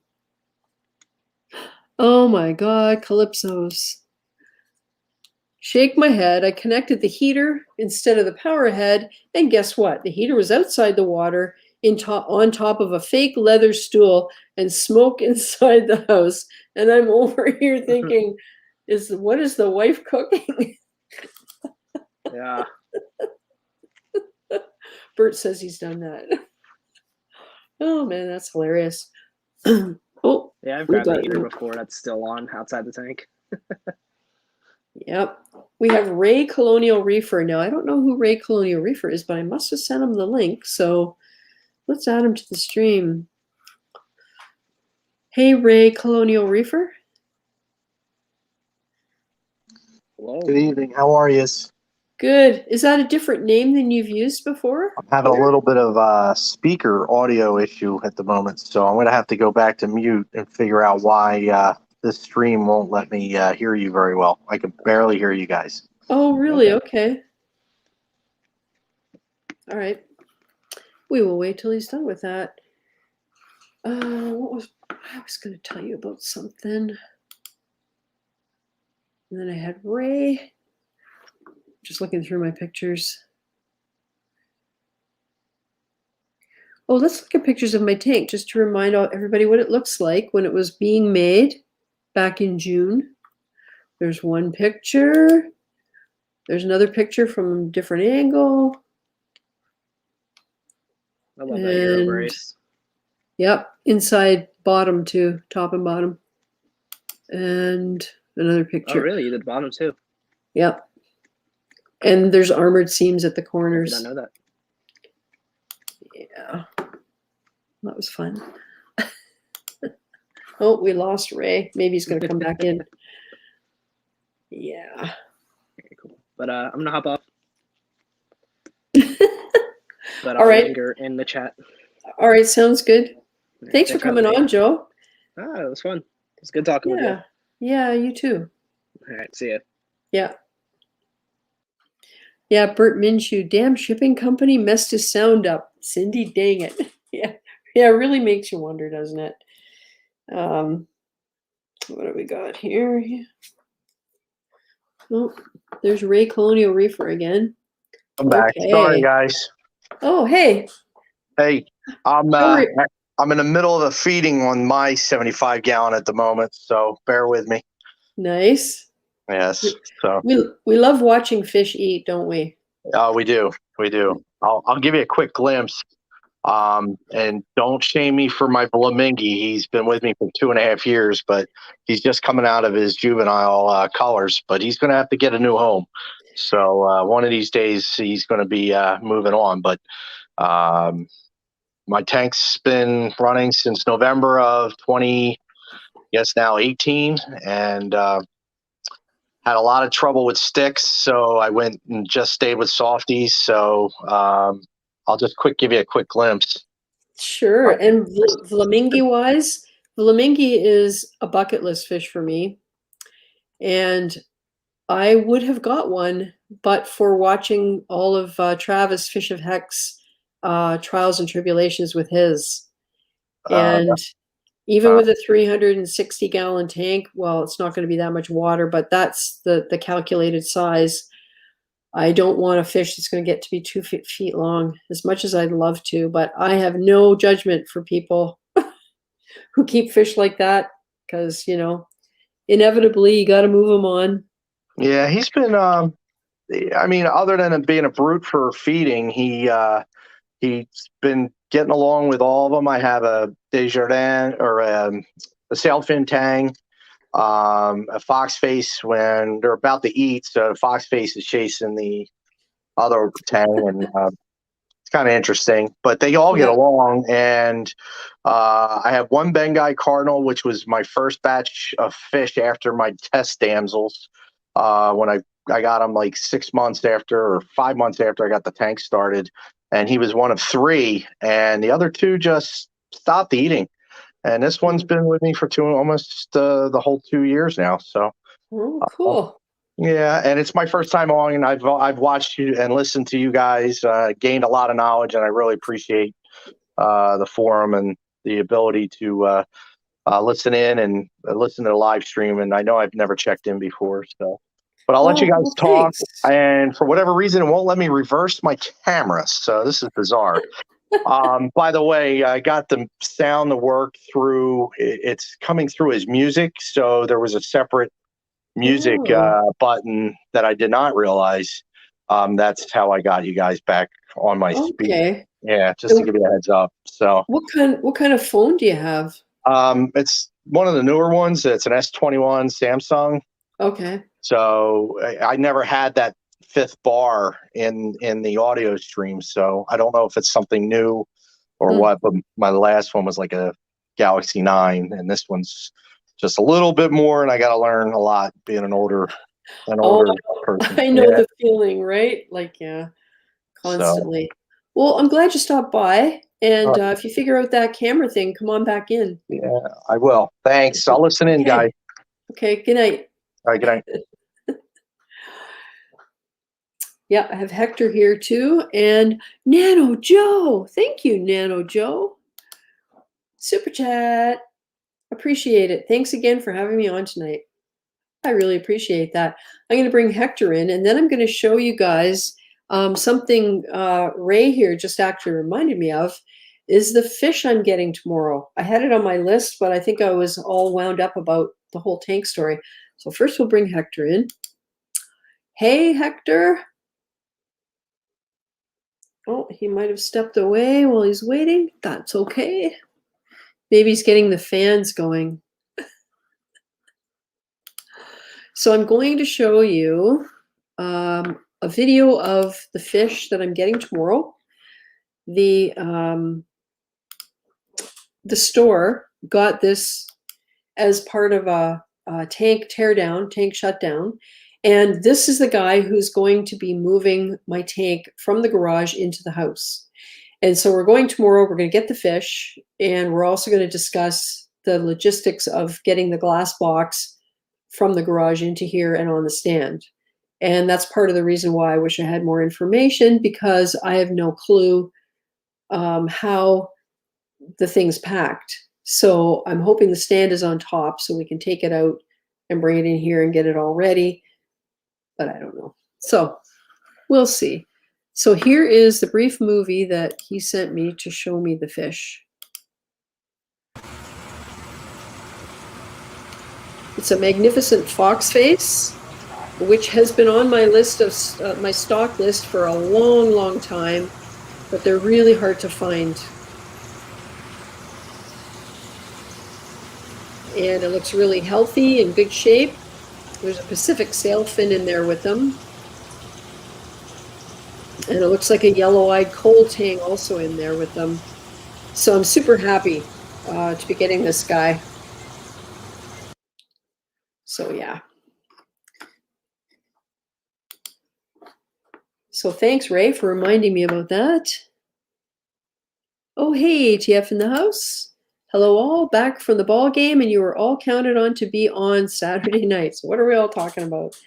Hey, Alan, well, if you go back and watch the replay and watch maybe the first 15 minutes, you'll get my entire, it might even be longer than that, you'll get my entire rant and status update of what's happening with the tank. It's not here yet.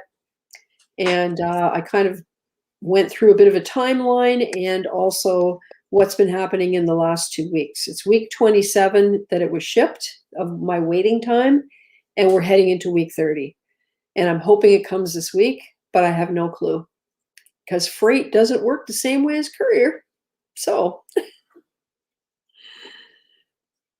tank is in for you. Yeah, no, it's not in yet. Love Magnificence. Yeah, I had the Magnificent Fox face on my stock list for the Red Sea tank, but of course I couldn't find any. And I don't know whether it's a seasonal thing like some of these fish. No idea. But when I saw this on the website for the store that's going to be doing my tank move, I've bought other things from there before. I thought I had to get it. So I asked for a video or, well, actually a picture of the actual specimen. And that's the video that he sent. So I'm super stoked because it looks healthy, it's active. I don't see any signs of problems, and tomorrow I'll get a chance to take a really good close look at it. Yeah, and the price was right. It was certainly not unreasonable, given that they're not that common. And so I'm looking forward to seeing whether it eats bubble algae, because I have bubble algae in the 150. And it would be great to get some of that cleared up. So, Hector, are you back? I'm here. Nice to see you. So you had a little mishap. Yeah, because the the wife said, "Man, I'm gonna cook," so I'm over here thinking that I changed, took out some water out from the tank. So I said, let me put a power head in it, because I want to use it to dip some corals. And of course, I connected the wrong thing. I smell it. I said, "Oh, because she be putting this coverage on top of the stove to cover that thing over there, and sometimes she be forgetting and turn on the stove by accident." Yeah, I've done that in the past. Yeah, so, I know what you're talking about. Yeah, I'm feeling the smell. I said, "Oh, she must have forgot again," and it's me over here burning almost the house. Yeah, everybody's talking about Love Magnificence. Lee White says, now you got to stay in the hobby. Magnificence need big tanks. Yeah. Hey, Drama D, glad you could come by. ATF in the house definitely wants a Magnificent Fox face. Very skittish fish has his stress colors. Yeah, I was looking for that, Annie. And I remember the fox face I had before was a one spot, and his stress colors were very, very obvious.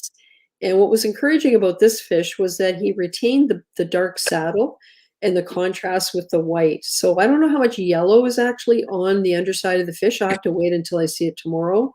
I noticed the fins were not fully yellow, especially the tail. So I'll just see tomorrow what he actually looks like. Yeah, but that's good point. Oh, hey, Andrew Hudson, gotta go. We'll watch catch up. Thanks for spending some time here. I know you probably stayed up real late for it. So anything new here, Hector? I see that Setosa is looking really nice. Yeah. Well, just trying to see if I could save my purple stylo. Oh, yeah, that's right. Remember, I had the colony right here. Yeah. And then I had another one up here that I just removed today because it started doing the same thing. They dying. I don't even know why. Because it's not. I don't think it's STN or RTN. I doubt that it's a fish picking on them. It looked more like a palabella. Oh. Yeah. So it's not. It wouldn't be spawning, would it? No, because it's just bald spots everywhere. Like somebody went to a barbershop, got a really bad haircut. That's how it looked. It's not it's not spreading even. It's spreading in spots, certain spots. Okay. It looked like if it was a fish nipping at it. Okay. But I have it in both tanks, and it's doing it in both tanks. So trying to save it, see if by dipping it do anything. John Silva, I gave him a frag, so hopefully if I lose mine later down the line, I could go over there and snap a piece from his. Yeah. Yeah, that's what I Yeah. was saying earlier, how you would think I would know better when I saw my turbine area start to decline. I should have grabbed I a saw piece. that. That's bad. Jeepers. I seen a lot of coral death lately. Yeah, A lot of people, probably the weather, I would say, the season, I don't know. maybe. It's crazy. It's crazy. I just feel like I was being overconfident and I wasn't being vigilant enough. And I mean, of course, the next time I see something like that starting, I'm going to take action because Yeah, I do have another tank, right? yeah. And I got SPS in there right now. So, and they're doing great. So I have that option and it just never even occurred to me. And Yeah. that the whole thing would disappear in under 3 days was just, yeah. Yeah, that's crazy. That's crazy. Oh, But hey, it's Skinner crazy because JW. sometimes our tank go through worse situations and coral just thrive with no problem. Yeah. You know, Yeah. it's strange. What's going on lately is strange. Yeah, Skinner JW. How's it going, Skinner JW? He says, "Hey guys, same exact thing happened to my Pasillipora. I woke up in the morning and there'd be a random chunk missing. I never Yeah. found any pests or anything. It just kept doing that." Yeah, I could show you. Look at this one here. It's random. It's just not even. I throw like I had like 10 frags in this rack, and this is what I got left. And I think Oh, I today. see what you mean. It is. It's just like lights are being taken out of it. Yeah. Look at that. Well, look at that nice This one was nasal. full yesterday, Wow. and the same thing with this one. It was the one that I saved, but today they decided to continue building out polyps. And then the other coloring, excuse the mess, I got a mess here.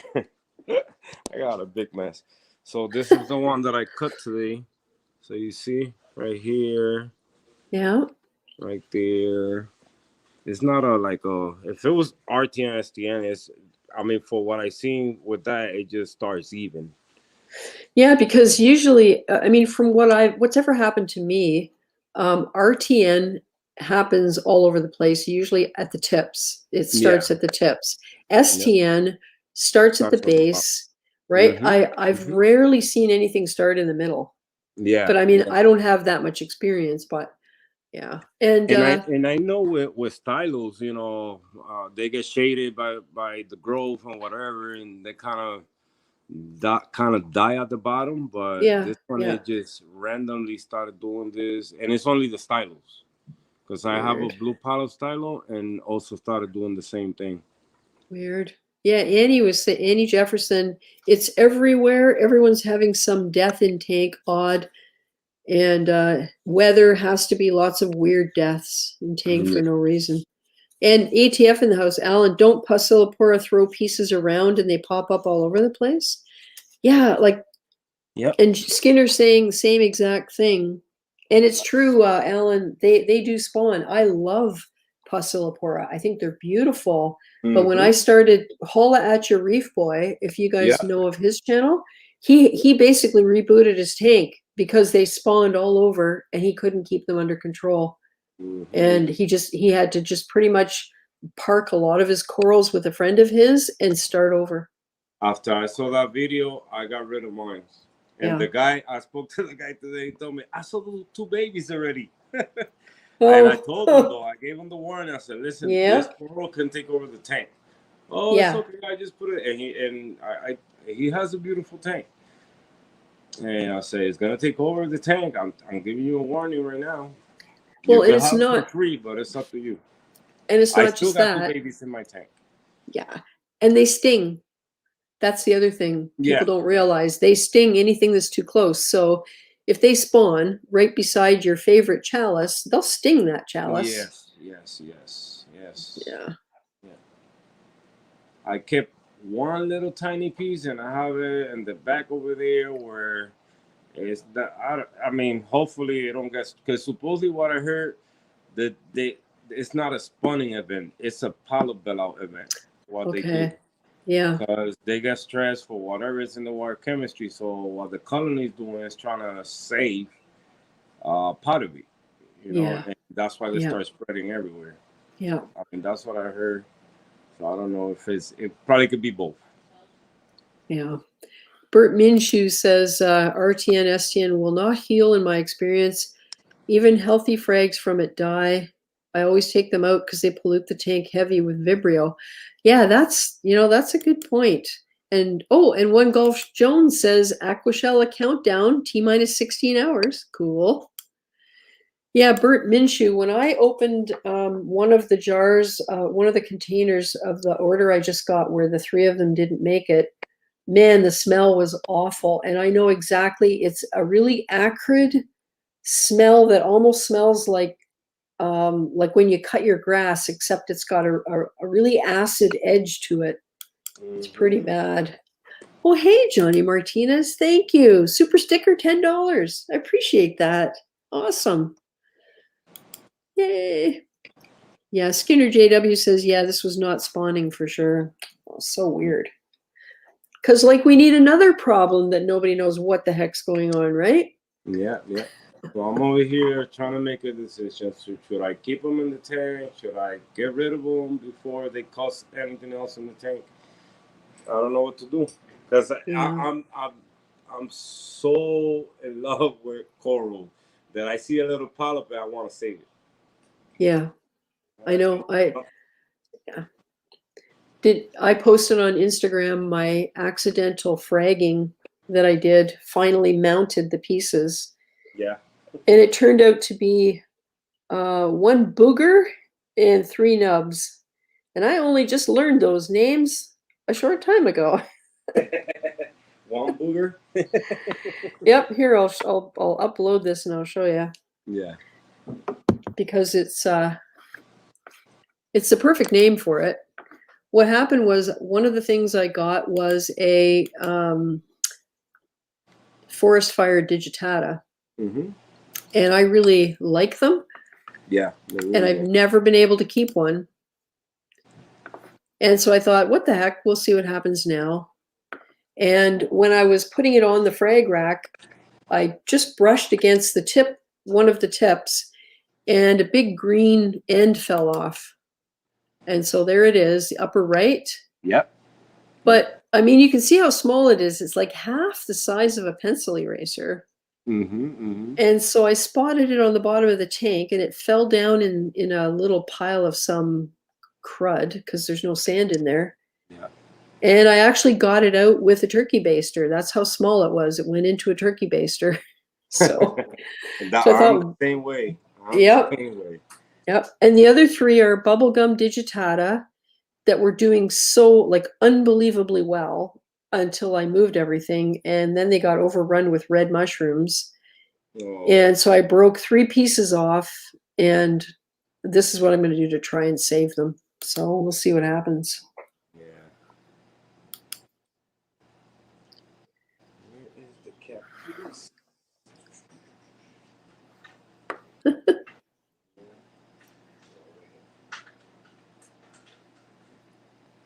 Yeah, so that's what I'm doing today. Had the water change, dipping those corals, see if at least I could save a little piece. Yeah. I grew it from a 1/2-inch frag to 2 big colonies, and Yeah. they die. Yeah, it's weird. So weird. Johnny Martinez says, Hector, that's awesome, even with the smoke. Oh, man. And ATF in the house says, I did find 2 small pieces attached to my egg crate across the tank from the colony. Wasn't sure what it was to begin with, but now growing bright neon green in the frag tank. Oh, yeah, danger. And too bad torches don't do the same thing. Who was it, Hector? Somebody that we know had torches spawn in their tank. I'm trying to think of who that was. I know Kung Fu Corals is the one that I seen spawning with torches. Yeah, maybe that was it. Yeah, and they grew. They growing. Really amazing. Nice. Yeah. That's cool. Yep. Oh, the lights just changed. Yeah. So I treat myself today. I went to, since I bought the Radiant, I didn't have that little bracket that goes on top, the X bracket, something like that. Oh yeah. So yeah, I took a drive like an hour away today to a place that I've never been before. I did like the place, and to be, I think, like I would say one of the biggest one in this area. They should at least kind of treat it a little better. Oh, It yeah. was kind of sad to see bubble algae everywhere, flatworms. Oh, jeepers. But I say, when we love corals, we grab it. We don't care. So I grabbed two pieces. I grabbed a Jason Fox flame, Yep. and the other one I don't know. So since I took out the stylo from there, I moved them supposedly Millie that I had in the bag. So I put it in that place, and then I show you the two new pieces. Yep. Yeah, I had a fox flame once until I killed it. Yeah. So hopefully this one right there, $20. I couldn't pass on it. Oh my God, no kidding. Yeah. And the $60 one, it was kind of like this size. No, I think a little bit bigger than that. So I should have grabbed that one instead.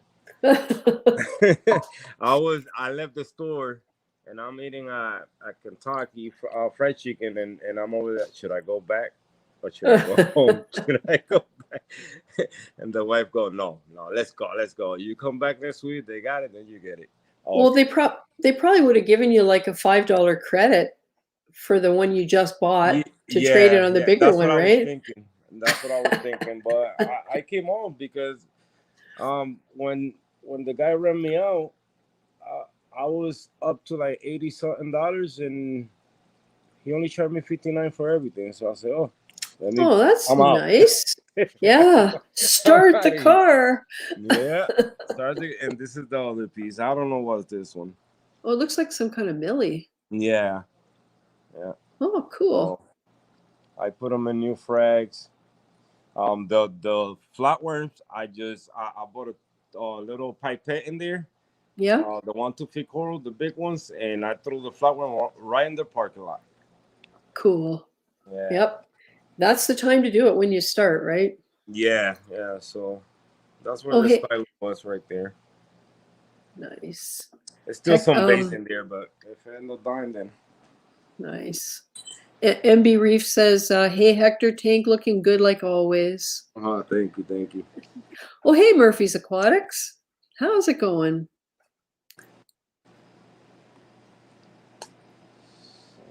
Oh, jeez. ATF in the house moved 55 pieces of frags to one of my LFS, and the tank still looks too full. So we got a blue Maxima clam for the anemone tank. Oh, nice. And his rock flower anemones have been spawning. That's nice. That's really nice.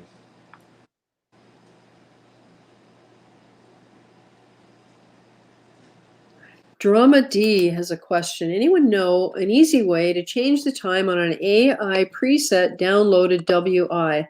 I have no idea what that is, but maybe somebody does. Oh, and hey, Oscar, hopefully I can jump here for a while if it's not too late. Yeah, no, you're good. If I can be done by 11, then I'm not babbling because I'm so tired. So anytime. Drama, use stylo pen with rubber end and move program over. Sounds like a plan. Yeah, I'm so looking forward to being able to use. Oh, there's Ray Colonial Reefer. I'm going to bring him back in. See if he's managed to flip his camera. Hey, Ray. Always on mute. I'm going to put you back up full screen, Hector. Yeah. We might as well look at some eye candy while we're. I'm over here. So, tell us the story of the nasal tang. Oh, you're dipping and cleaning. Nice. Yeah. Well, the nasal tank, the full story or half of the story? Oh, whatever you feel comfortable sharing. Yeah. So I was talking to a friend of mine, and he told me that he was looking for one. So I say if I, because I told him that I saw for a good price a nasal tang in a store that I went. So he says, "So you sure it's the blonde nasal?" I say, "Yeah, because for me, I don't know, I didn't know the difference between the blonde one and the regular one." Yeah. So the next time I went to the store, they didn't have it. But then I went to Petco and they had one. So Oh. I called him. He didn't pick up. I text him. He didn't answer. I said, "You know what? It's cheaper than the other place. Let me just grab it and surprise the guy with it." Once we finally got in touch, he already had one. Oh, no. He said, "I got the same one, but I'm looking for the blonde one." I said, "Oh, geez." Yeah. So then the second story of that is, I said, "You know what? Then now either I get a bigger tank until just keep it until I can and find somebody to give it to." Yeah. So I talked to Oscar. He was gonna take it, but he already had plans to buy the blonde one. Yeah. So he already had it in his cart. So my plan was the week that I went to Florida, I was supposed to go to Oscar because I was gonna go driving. And I Right. said, "You know what? On my way down, I stop at Oscar, bring in the fish, and I keep going." Yeah. But since the situation in Florida got a little bit worse, then I said, "You know what? I gotta take a plane there. I take it when I come back." But already Oscar bought his fish, so now I'm stuck with it. But it's Yeah. fine. I'm gonna find them a home. If not, I get a bigger tank like you.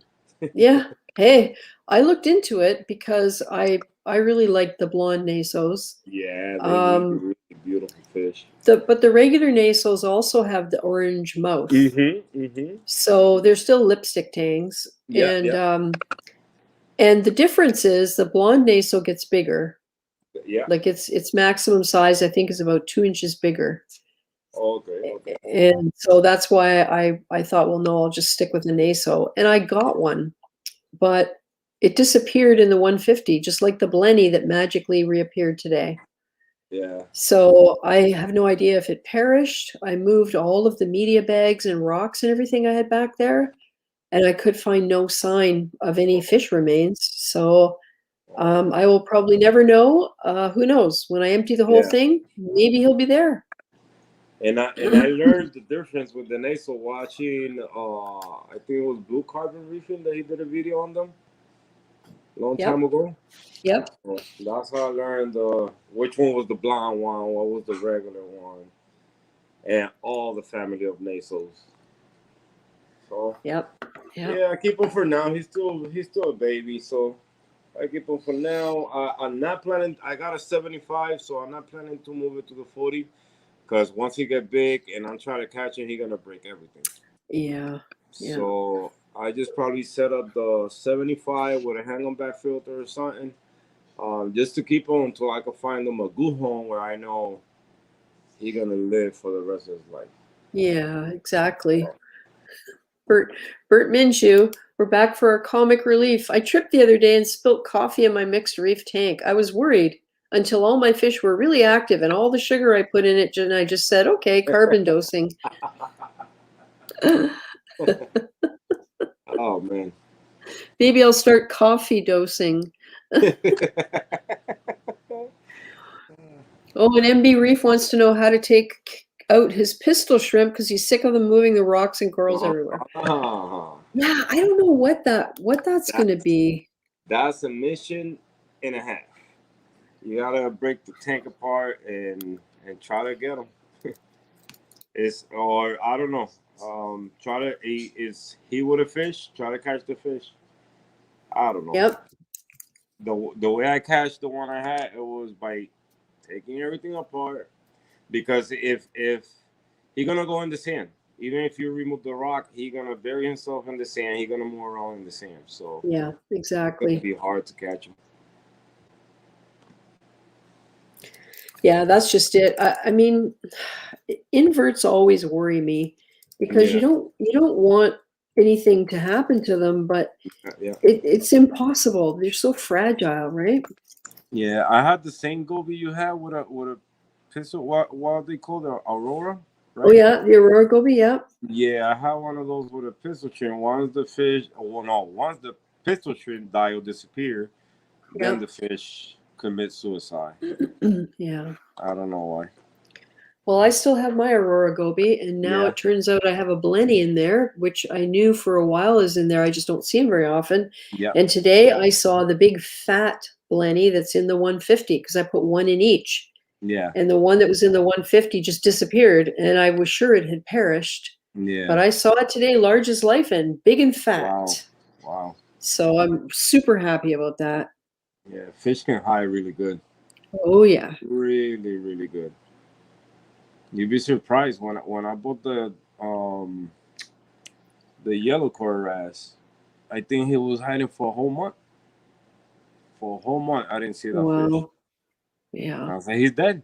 He's dead. And I moved the sand. I try to find him, but nope. And one day, oh, look at him. He's still alive. Yeah. So Yep. I'm I'm looking at the chat here. Sean Clark says clownfish are responsible for all mysterious deaths and disappearances.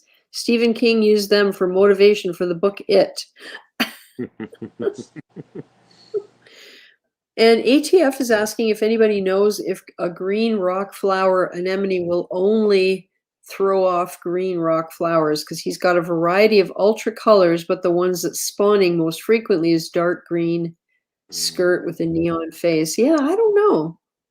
I guess it depends on whether you can ask Devin. Devin, yeah, Yeah. he's got a lot of rock flowers. He Reef has dudes, fun. Yeah, he has. reef dudes, for He's sure. spawned a lot. A lot. Yep, yep. And Annie says her maroons are brutal. Watch torch tentacles drift on by. Oh boy. Oh man. And you know the problem with a torch when it gets damaged is it's really susceptible to infection, as I learned. Wow. And if you see damage, you're almost better off to take the thing out and dip it right away. Yeah, yeah. Yep. And Alan said, ATF says engineer gobies, watchman, jawfish, etc. will move lots of sand, fun to watch, but better have a tank with rocks right on the bottom glass. Yeah, yeah. Yeah, that's what I'm planning. Yeah, on. they look cool. You know, you see them in the store, you want them, and this and that. But Yeah. once they start throwing sand on top of your corals, Yeah. look what I did here because of that situation. I throw Yep. a bunch of rocks, so they stop doing that. Yeah. I got the royal grandma that love doing that. Yeah, my royal grandma has never done that. I wonder if it'll do it as it gets bigger. Yeah. Yeah, this one, once it got bigger, it's like I see a coral brighter than him or her, and it just don't like it. Really? Like, especially the, what is it, the dragon soul? It's almost similar colors to the real grandma. So Right, yeah. they've been throwing sand all over. Huh. So what I did, I put an egg crate on the bottom so he don't have enough sand to grab. He grabbed just a little bit. Oscar sent me an email. Let me just check. Oh, great. I just put super glue in my hair. Oh, man. You're just having a night, aren't you? Yeah. Nice. Yeah, look at that. Look what I burned. Oh, man. The fake leather. Oh, no. And I can only imagine the smell. Yeah, yeah. That's what I was trying to do. Put a power hand there because I still got to clean the sponges and the filter cups and the bubble trapper to rinse them a little bit, get all the detritus out. So I always save a little bit of water for whatever I'm doing if I'm cleaning the sump and all that. Or if especially I got to take the media out to clean that section. Yep. So that's why I always save water. Well, this time. Yeah. Yeah, I've gotten a little spoiled because I have 100 gallons on hand at any one time. Nice. And nice. the last, I have to use it, right? I mean, I don't want it to sit for too long. Mm-hmm. And I've been doing regular water changes on the observation tank that used to be Mollywood because I have a clownfish, a royal grandma, purple tang and a sailfin tang in there. And oh, there's Oscar. And so I've been doing regular water changes to try and use some of that water up. So it's been really good. I used to do just like you. I would save one jar in case the new salt water wasn't quite enough to fill up what I took out, right? Yeah. What I've been doing lately is I've been buying the what is it? Imaginarium is some brand. It's already made or supposedly from the ocean. Oh yeah, yeah. So I've been using that one for now to do my water changes. So I'll be just put it in the bucket. I don't gotta wait to clear out and none of that. Yeah. I'm gonna bring Oscar in here. We haven't seen him for a while. Hey, Insane Reefer, how's it going? Hey, Cindy, how you doing? Can you hear me well? Good. Yep. Good, Everybody else, good. can you hear Insane Reefer? Nice. Oscar! We didn't do our What's ritual up? Saturday today. Yeah. Cool. So what have you got new going on there, Oscar? I'll put you up full screen. And I'm going to mute my mic for a minute, but I'll be listening. You can take us on a tour maybe of some stuff. Tell us what's happening. Well, I'm gonna show you a little bit of death. Not everything is always perfect, as you know, in this hobby. So I trimmed that that was my tricolor Veleta. That one kind of started STNing on me. I lost my Walt Disney. Lost a couple of corals here, but you know, Pink Lemonade still holding on there, looking awesome. My Optimus Prime is still doing good. Good colors on it. My Bill Murray over there is doing good. My Torch is doing good. A-cans are doing good. Look at that.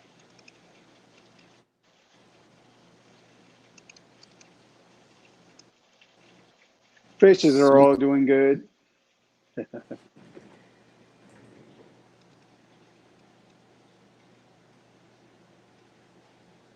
And that's my new little Naso. He's about almost 7 inches long. How big is he? He's almost 7 inches long. Oh, nice. He's real healthy as a male. He's real healthy. I got him from Live Aquaria Divers Den. Nice. Yeah, I was doing some reading about Nasos after mine disappeared, and apparently they can be a little bit fragile when they're first introduced. So I didn't know that. I thought they were hardy, but apparently once they're established, they do really well. But at the beginning, it's a little tricky. Yeah, the first two I had before him, they didn't do good. Like the first one, he was a real juvenile. And I guess the yellow tang bullied him to death. That's what I'm thinking. Oh. The second one, he came in, he was a little bit skittish. He was a little bit skinny. And he was eating, but he wasn't eating to the full potential. So he didn't last not a month in my tank. I found him stuck to powerhead. Oh. But so far, and I knock on wood, I've had this one for a week. He's eating well. Well, maybe a little bit more than that. I think I've had him for like 2 weeks, maybe. But he's eating well. I put some nori here, and he just ate that thing in less than half a day. Because I put nori there before I left, and it's already gone. So he already ate all that. Got some Ghanies there. Whoever likes Ghanies. Oh, I love Ghanies. I just can't keep them alive for very long, but I'm working on that. Yeah. See, they say they're real hard.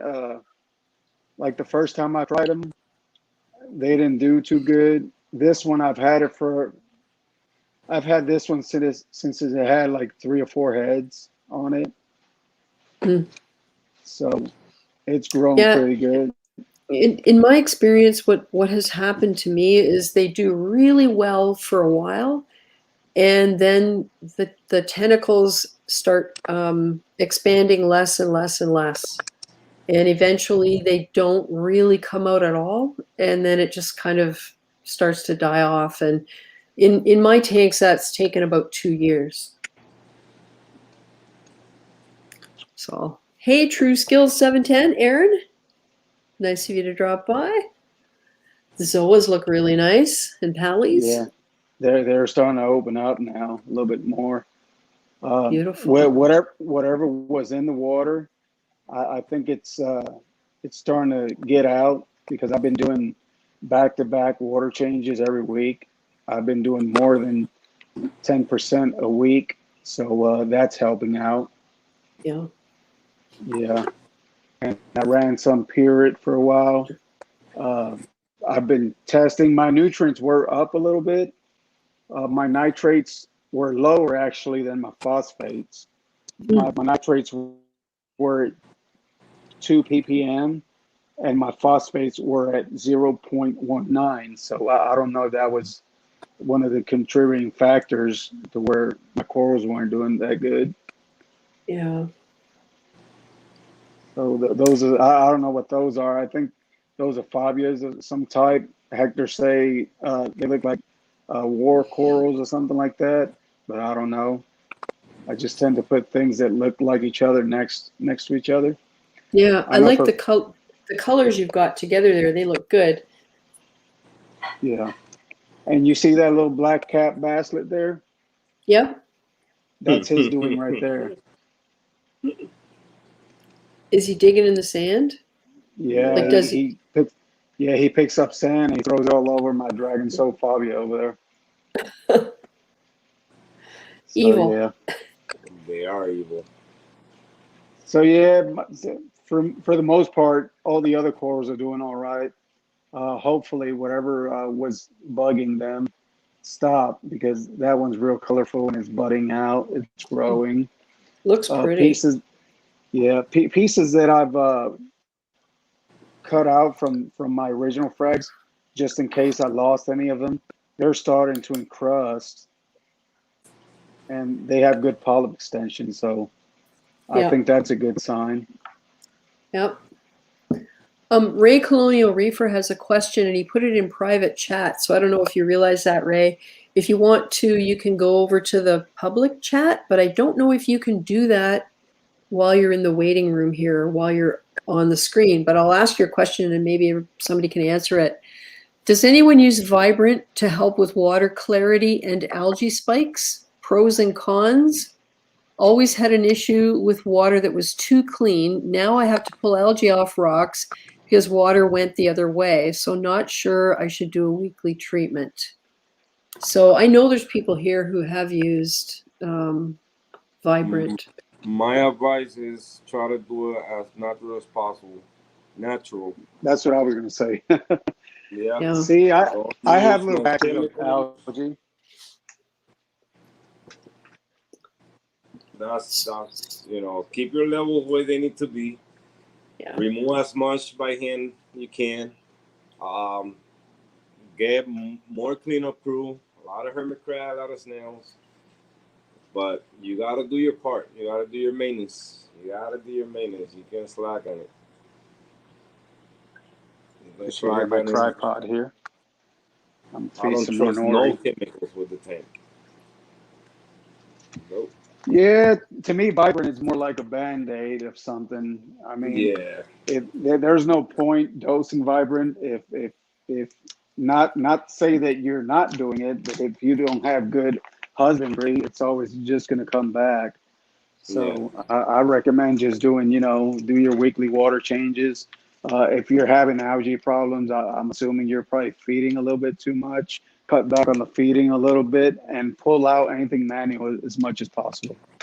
Yeah, because the thing that happens, what I'm learning is, if you don't pull out the manual stuff, then anything that will graze on algae It won't graze on the long stuff, but it'll graze on what's left behind, right? So Yeah. like blennies, for example, they won't chew away on flowing GHA, but if you pull as much as you can off the rocks, they will go and clean the rest of it up. Yeah.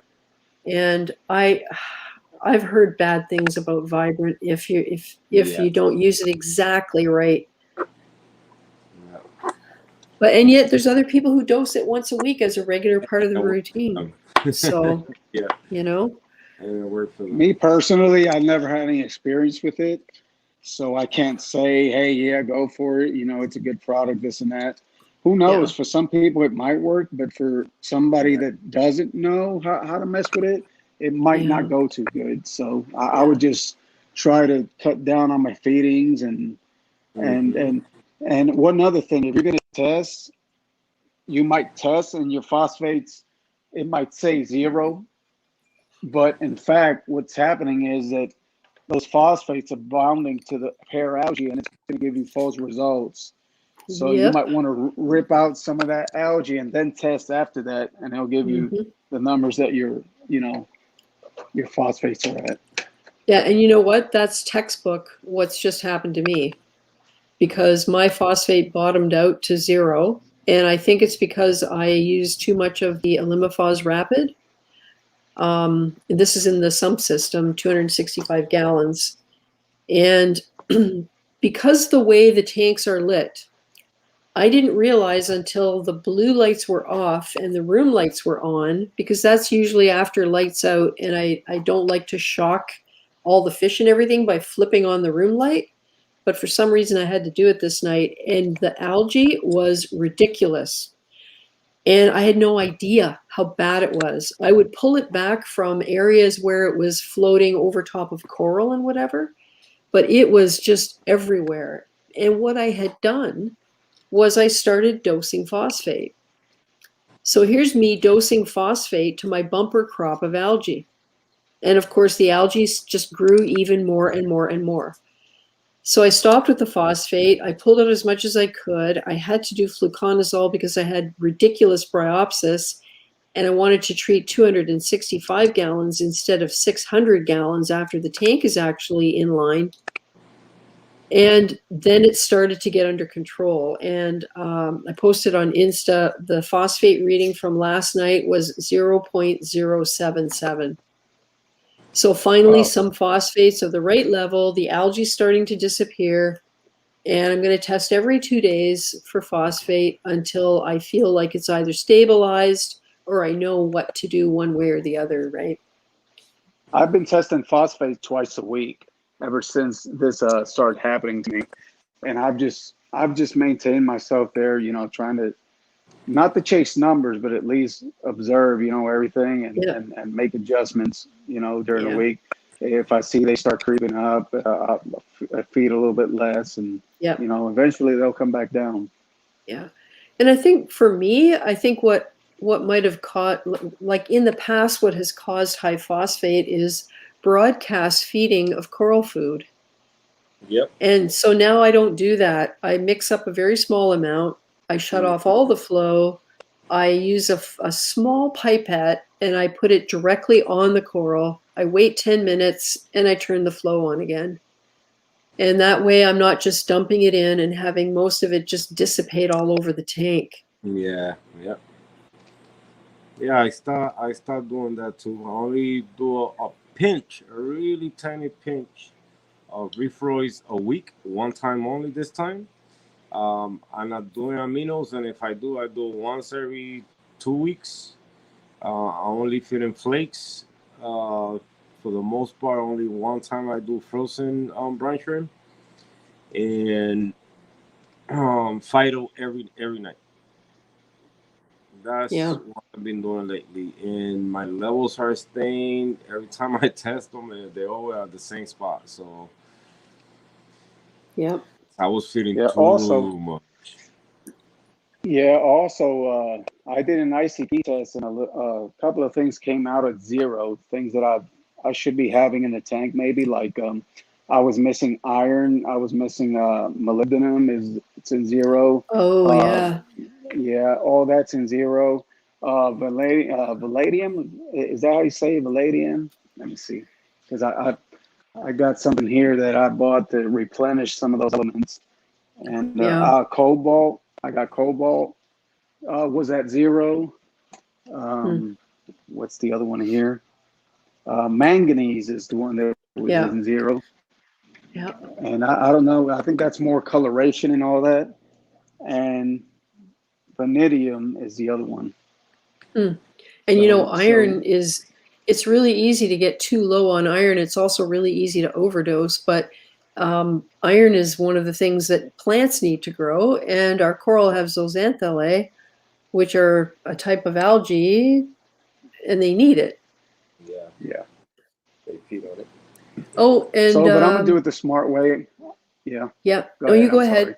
No, you go ahead. I was gonna say I am gonna start dosing that, but I'm going by the Moonshiners, Andre Mueller's Reef Moonshiner method. And what I'm gonna do is I'm gonna start dosing it, and I'm gonna do ICP tests every month just to keep track to see how Yeah. much it's consuming monthly. So it's not like I'm gonna go willy nilly and just okay here 10 mils of this, 10 mils of that.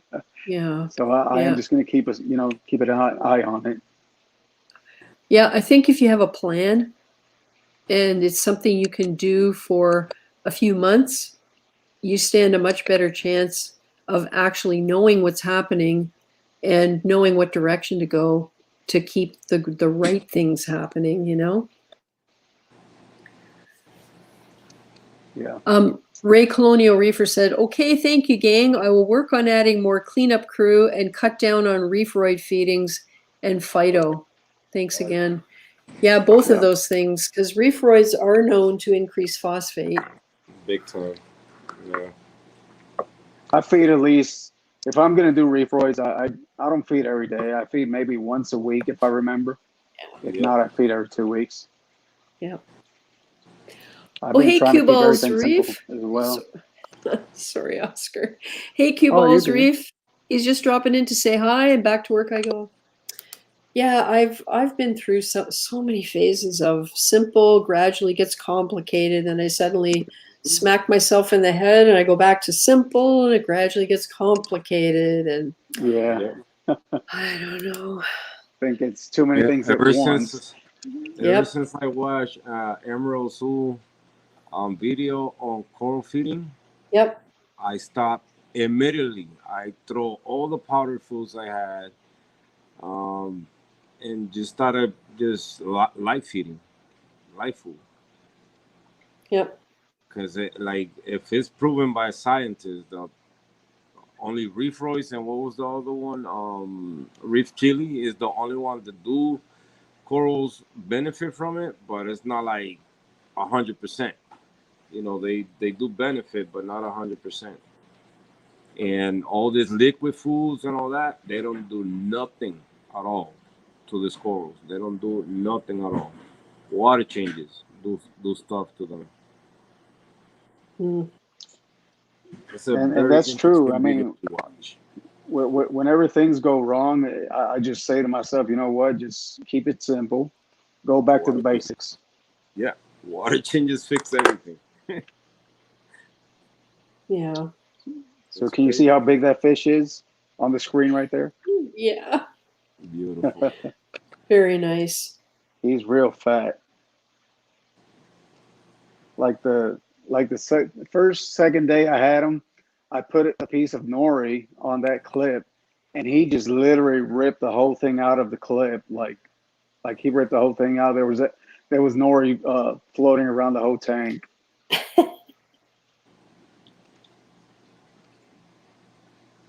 Yeah, that stuff when they do go And my wrasses crazy. eat algae too. My green wrasse always used to nip at that. You know this wrasse that I have here, this big one. I think they changed the name on it. I was reading something on Reef Builders. They changed the name on that fish, I think. Hmm. And that's supposed to be the redhead saloon fairy wrasse. Huh. So I could be wrong, but I think I was reading something of them changing name on it.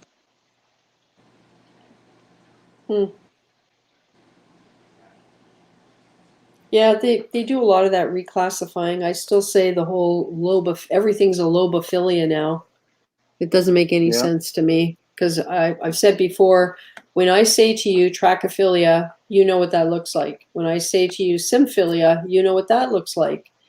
When I say lobophilia, you know what that looks like. And they all look different and they all have different characteristics. Like a lobo will kill them all if it's too close, but a scoli will reach out and dump its stomach on anything that's too close. Now I know that a scoli isn't a lobo, but you know what I mean? Those Yep. two things attack. I've never seen a Welsophilia, or I mean a Trachophilia or a Symphilia attack anything. So I don't know. I mean, if it's skeletal that makes them in the same family? I have no idea. It's But weird because okay, you have the acans and you have whatever they call lords or whatever. They say, yeah, well, an acan will destroy a lord. So, but yet they look so similar to yeah, each other. So what? How do you know what's a lord and how do you know what's an acan? yeah, exactly. Yeah. Cindy, did I show you my freshwater fish? No, let's look. Let's take a look. Let me show you. Freshwater fish. Woo. Yeah, Oh. Has me thinking about getting one now. yeah, You gave a beta a mansion to live in instead of a little cup. yep. That's Snowflake. Beautiful, super active. That's why I went in the store. He kept following me. He said, "Can you take me home?" And I did. Yeah, Hmm. he's real active. Yeah, super. He be swimming all day long. Does he make a bubble nest yet? No, not yet. Not yet. I'm gonna get Cool. I'm gonna set up a freshwater tank. Look, forgot about that. Where is it? No, it's over here. I have already um right here. For the shrimps and plants. Oh. Yeah, Oh, so I'm getting you're ready. you're gonna plant it? Yep, I'm gonna plant Cool. it. I want shrimps. I got the pieces of rock to create some nice. Start with the dry aquascape, and then watch the tank evolve and all that. I know they need CO2, so I'm gonna learn with that one before I put a calcium reactor on this one. So yeah, I couldn't pass on. I saw. I said, You know what I was hearing about that CO2 tanks? If yeah. you want like to make a planet tank and you're thinking about using CO2, you might not want to keep it as close to your saltwater tanks because it can lower the pH on them. Mm-hmm. Yeah, I that don't was know if it's for true or the. not. That's something I Yeah, just heard. I mean, John Silva has one and it's right next to his reef tank. So, but he be complaining Okay. about CO2. I mean, about pH dropping fast, especially when people go in the house. But yeah, I'm gonna put this one in the room. I'm I waiting can't to wait get to like. get all those colors in my tank again. Yeah, isn't that stunning? Thank you. Yeah. It has evolved, man. It's been through a lot, but finally, I think it has the happy place. This one is crazy packed too, man. I got all the gorgonias. I got this tank packed. I need to rearrange everything. Hmm. Everything just all over the place. I don't know. You see, this is impulse buy. All this impulse buy. You see them, they cheap. Why not? Let's take them home. It looks so good though. Yeah. You just gotta go this way so you can see some SPS, mushrooms. I don't know if I can keep any gorgonias in my tank. They'll probably blow off everywhere. Yeah, the reason why I moved on here because this one's like to mow. So I don't know how SPS will react to those pieces falling on top of them. So I said, you know what? Let me put them here.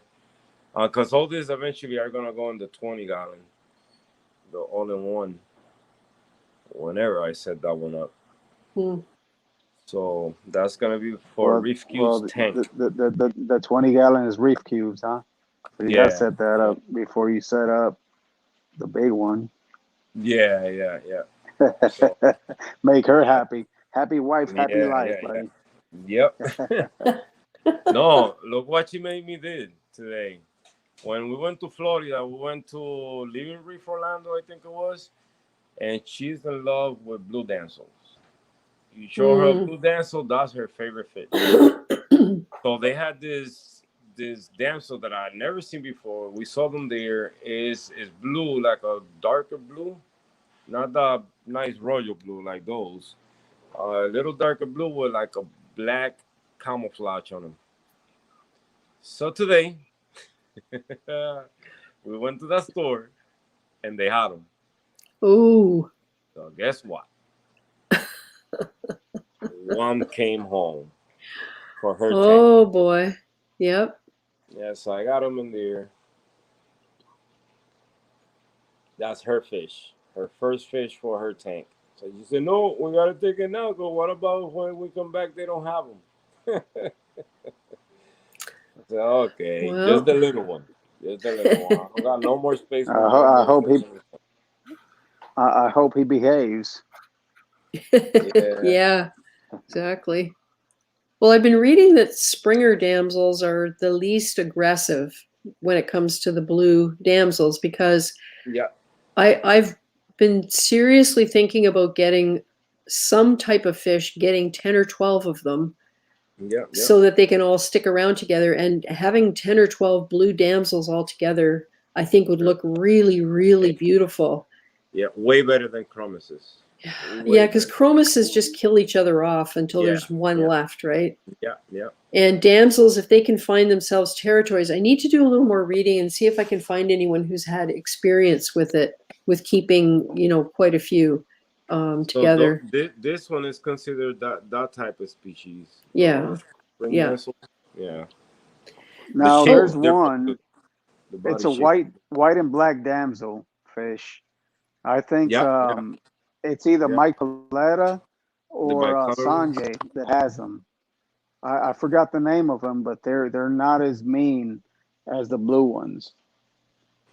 They do fight among themselves a little bit, I've heard, but they're real nice. That's the bicolor one. Yeah, they're really nice. I like those a lot. Yeah. Oh, hey, H. Remhart. Welcome. I don't think I've seen you here before. I'm glad you could come.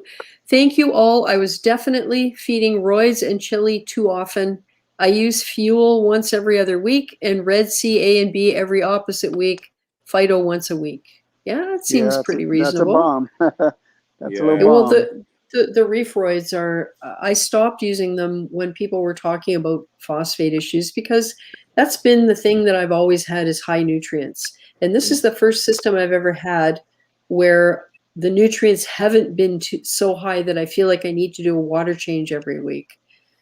So I'm hoping I'm maybe learning a little bit better how to manage the feeding. Oh, and Cue Balls Reef says, haven't been able to make a stream for a while. Had a small crash thanks to dinos, then lost 24 of my 28 fish. Oh no, so the tank is struggling. Gotta love this hobby. I'm sorry to hear that. That's terrible. And HRM, yeah, exactly. Build it all back up and maybe something a little different. Who knows? Yeah, learn from whatever either you did or whatever happened. Yeah. Either weather or change of temp inside the house. I learned so much. Yeah. I learned so much, and ever since you told me, Hector, sit back and let the tank grow. And that's what I've been doing. I mean, I do tweak with it here and there, but in the back of my head, every time I put my hands in the tank, that's exactly the words talking in my head. Yeah, I'm biased though because I like seeing big masses of coral. Yeah, yeah. So that's just me. Oh, that And was the best advice I could have had. And I've been doing it, believe it or not. I've been doing it. yeah. And H. Remhart says, Hector, that tank is beautiful, man, mad props. And Annie says, Hector's tank is so visually balanced. That's cool. Thank you. It's true. And True Skills, I'm asking time frame of tank and what's the wife's opinion? So I'm not sure what you mean by that, Aaron, whether it's a question for us or something that you're trying to figure out, some compromise you're trying to come to. And H. Remhart says, yeah, exactly. Everybody has to be on board or it's not going to work. Nothing wrong with gorgonians. People are amazed by their motion and adds realistic aspect of ocean reef life. Yeah. Yeah, that is so true. So That's true. why I love them. I have like I think 5 different species in there. About 5, yeah. And I want to get more, but I need a bigger tank. I need a bigger tank because this one here I had to cut the tips because they were so big they were coming out of the water. I should probably do another video of the holding tank because the gorgonian I have in there is just it's insane. And it doesn't go straight up anymore. It curves over because it's lean. Wow. It's on the top, like it's on the water surface. Yeah. And it's but they're so flexible. This one that I have, you could tie them in a knot, I bet. Wow, nice. Yeah. I think I have the same species you have because you had when you had it, that's when I bought it. Yeah, the Corky That Sea one, Finger. right? Yep. Yeah. Love that thing. Yeah, they beautiful. They beautiful. This one when I bought it was just one, and now it has like 3 or 4 branches now. Nice. So Looks good. Yeah, True Skills, Hector, he was asking you, what are your wife's thoughts on the cost and the house impact of the tank? No, she don't care. She don't care. And to tell you guys, to be a little more open with you guys, mostly all these corals here, a half of it she bought them. So Nice. She's been my backbone forever. Ever since we broke up the first time. She knew this is what I love, and she understands. And now she loves it too. Nice. Now she gets it. So she has her own tank. It's not set up yet because we just bought it. But this is hers. You know, my stuff is her stuff. So.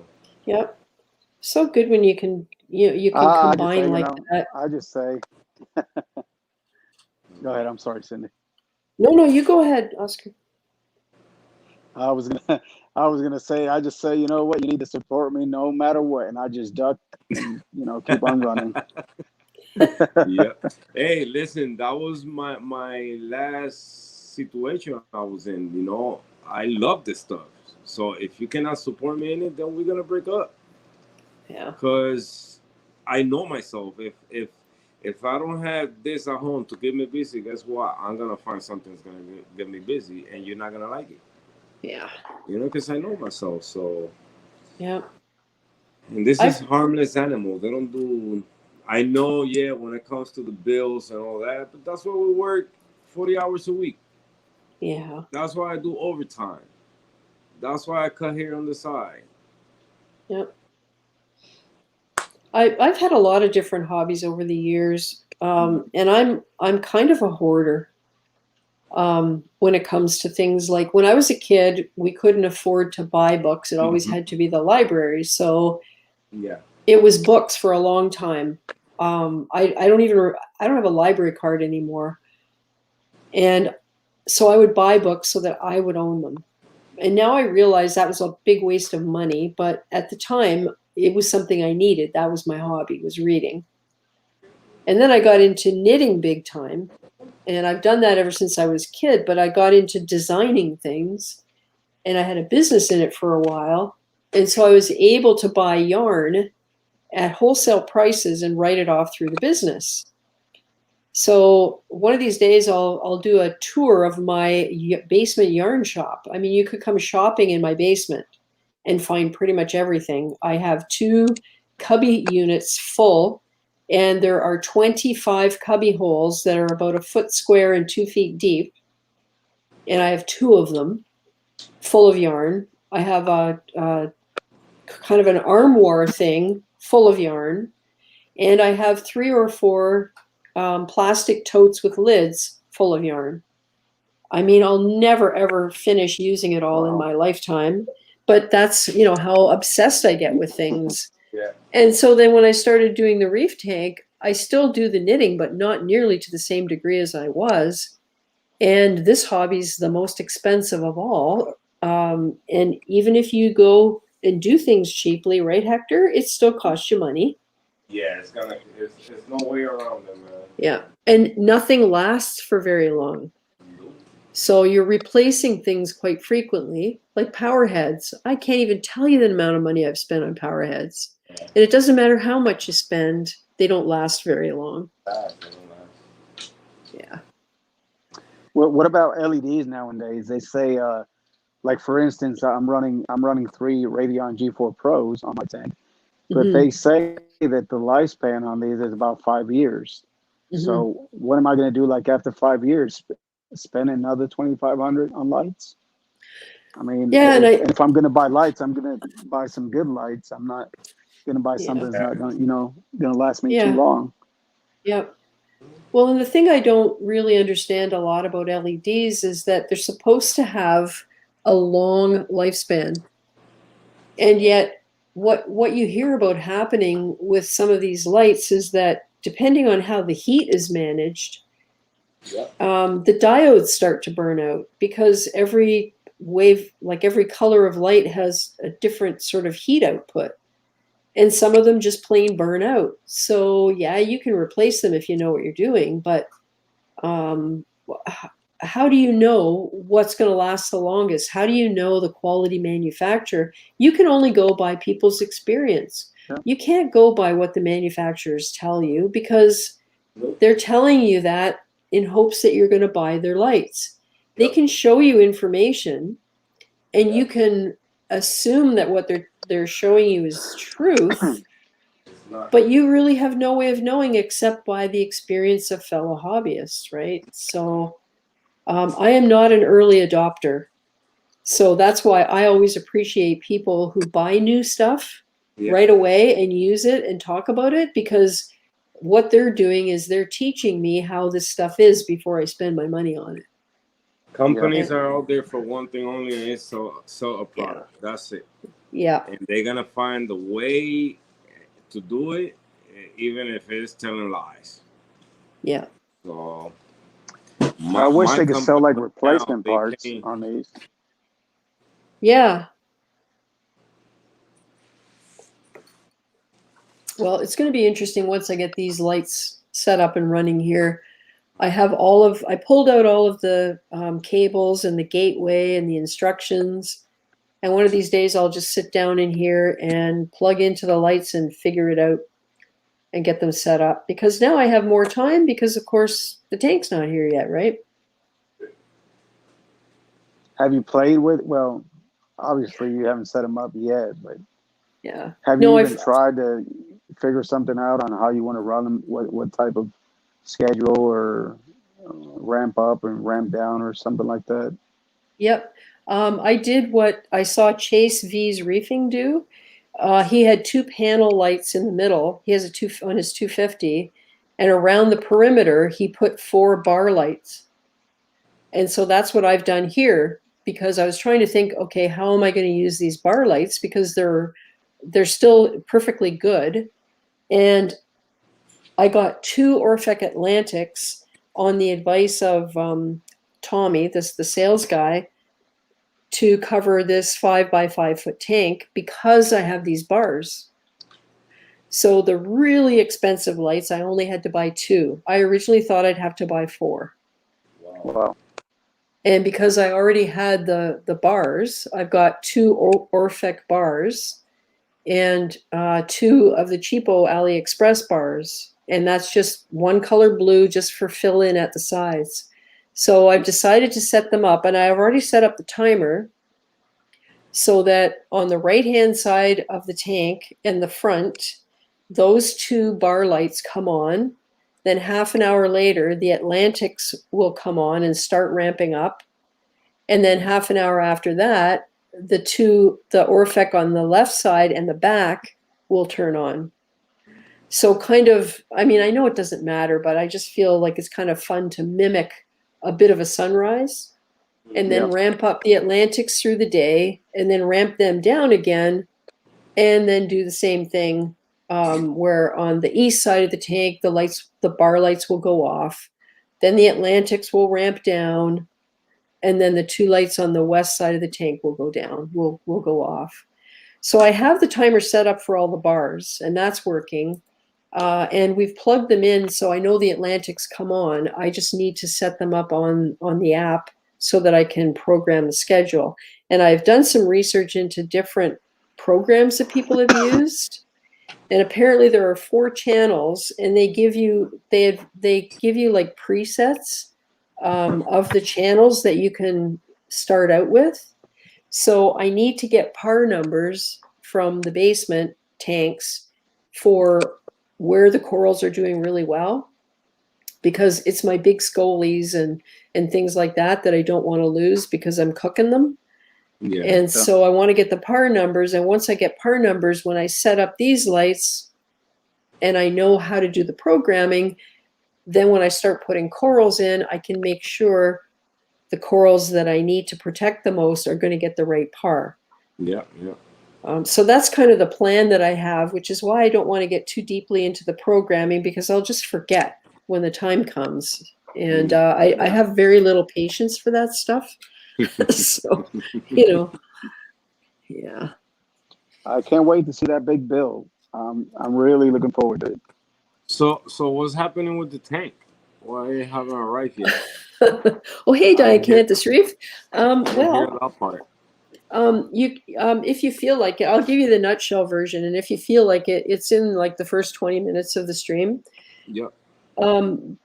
Basically, the tank was shipped in week 27 of the waiting period. So after 27 weeks of waiting, the tank was shipped. And we are now approaching week 30. So it spent the better part of almost 2 weeks on a train. Wow. No, that's wrong. Not 2 weeks. Just over a week on a train. And right now, I don't know where it is, because it supposedly was released from the freight yard on Tuesday. And when I didn't hear anything, I called on Thursday, and it supposedly was just offloaded on Thursday. So I don't know which one of those is right. And I'm supposed to hear from the local freight company that's going to do the delivery to my actual house. Yeah. Because that's a different company than the one that put it on a train and got it here. Right. Yeah. So I haven't heard from them. I was supposed to hear from them Friday. And the person I talked to at the freight company couldn't really tell me how long I should wait to follow up if I don't hear from them. So I don't know what the process is. Would they pick up my tank, bring it to their warehouse? It's in the city near me, like about half an hour away, and then contact me? Or would they contact me and then drive to Toronto, get the thing from the warehouse and bring it on the same day? I have no idea how all that works. Yeah. That's So- a lot of moving for a big glass tank. I know, and I was just thinking every time they handle it is a risk. Yeah. So, and honestly, and I said, Hector, if this thing arrives broken, I don't think I can put myself through this again. No. So I don't know what I would do. Crazy. I don't think there's any risk that I'm not going to get my money back if it's wrecked. Yeah. Because I deliberately bought it from through my local fish store on my credit card, so that if there's any issue, I have the backup of my credit card company. Yeah. So, Wow. yeah. Well, hopefully get there and you could. It is. It's going to show up. It will. Yeah. And H. Remhart, it's true. He says, he or she says, this hobby is the most expensive I've experienced. But when people see the fish and coral, I spent 1.5 years researching before I jumped back into the hobby. People love visiting and it just makes it so worth it. Oh yeah. Oh, that's a Space Invader. Look Ooh, at look at the those tentacles on that. sweepers. Ooh. That's Yeah. crazy. And it's so true. Like even the basement, what I've got going, people come Mhm. down. I say, "Oh, you want to come and see what I got so far?" So they go It's downstairs and cool. they're all they see is big tanks of water. And then as they get closer, they start seeing the colors. And it's really Mhm. the colors they can't get over. Yeah, yeah. And you know, the other part, and so everything in there is alive. Yep, it's all animals. It's not plastic, it's not a decoration, it's all Mhm. alive. And Yeah. and it's true. Like I think that's part of the gratification we get when people see, you know, the results of our labors. Yeah. It's really gratifying. They get that jaw-dropping wow, right? Yeah, yeah. Yeah, my stepson be sitting next to the tank for an hour just looking at it. Yeah. Looking at it. Yep. Wired Just to the tank. just like us. Give them a magnifying glass and a flashlight, Hector. Yeah. Oh yeah. We've come a long way. We've come a long way, and Yeah. it's like Yeah. every couple of years we're like, I don't know who it was. It was saying it earlier. I don't know if it was in a stream or I don't know if it was a video I was watching earlier. They were saying like, uh, my 5 years, I really didn't even know what I was doing, and I thought I knew what I was doing, and then five Yeah. years later, Yeah. you know, Yeah. Yeah, that I was in the realized stream. that. Oh Yeah, yes, yeah. I can't remember if it was Nano Joe or if it was Mark I Teffer, think one of those two I guys. yeah, one of the two, and he's right. You know what I mean? Yeah, yeah, Right now we're like, oh, we know what we're doing, but 5 years from now, I'm like, I really yeah, didn't even know what I was doing. So yeah. And part of that is the advances that have been made in what we know in the hobby just as time goes by. Like new discoveries get made all the time. And now that everybody shares a lot of what they do, you know, people find Mhm. things in common and we figure things out by talking to each other. Yeah. But I say yeah, more. It's more like you start seeing as the years go by. You do certain things to your tank because every tank is different. So you do certain things to the tank, and you see the results. And then you start creating this habit of doing it weekly and weekly Hmm. and weekly, Hmm. so you can stay with those results. Yep. And that's what I've been doing lately. I haven't changed nothing that I've been doing, and I've been getting good results. Yeah. So you found the sweet spot. Yeah, yeah. And one of those sweet spots is testing. I test my salinity and make Yeah. sure it don't fluctuate more Yep. than point 0.5. I Um, remember Hector used to tell me, I don't even test. I'm like, you yeah, need to yeah. test. I didn't test. I didn't do nothing. I didn't do nothing. I didn't know I what was my salinity when I first started testing my salinity. It was like 15, wow. and things were thriving. That was the crazy thing. Well, you must have had everything else in balance though for that to But happen. exactly, Yeah. exactly. Yeah. Because even though what I was doing, I was keeping the same maintenance routine and keep feeding as heavy I was doing. Um, Once I started bringing the levels down, that's when I started encountering more problems, but better results. Yeah.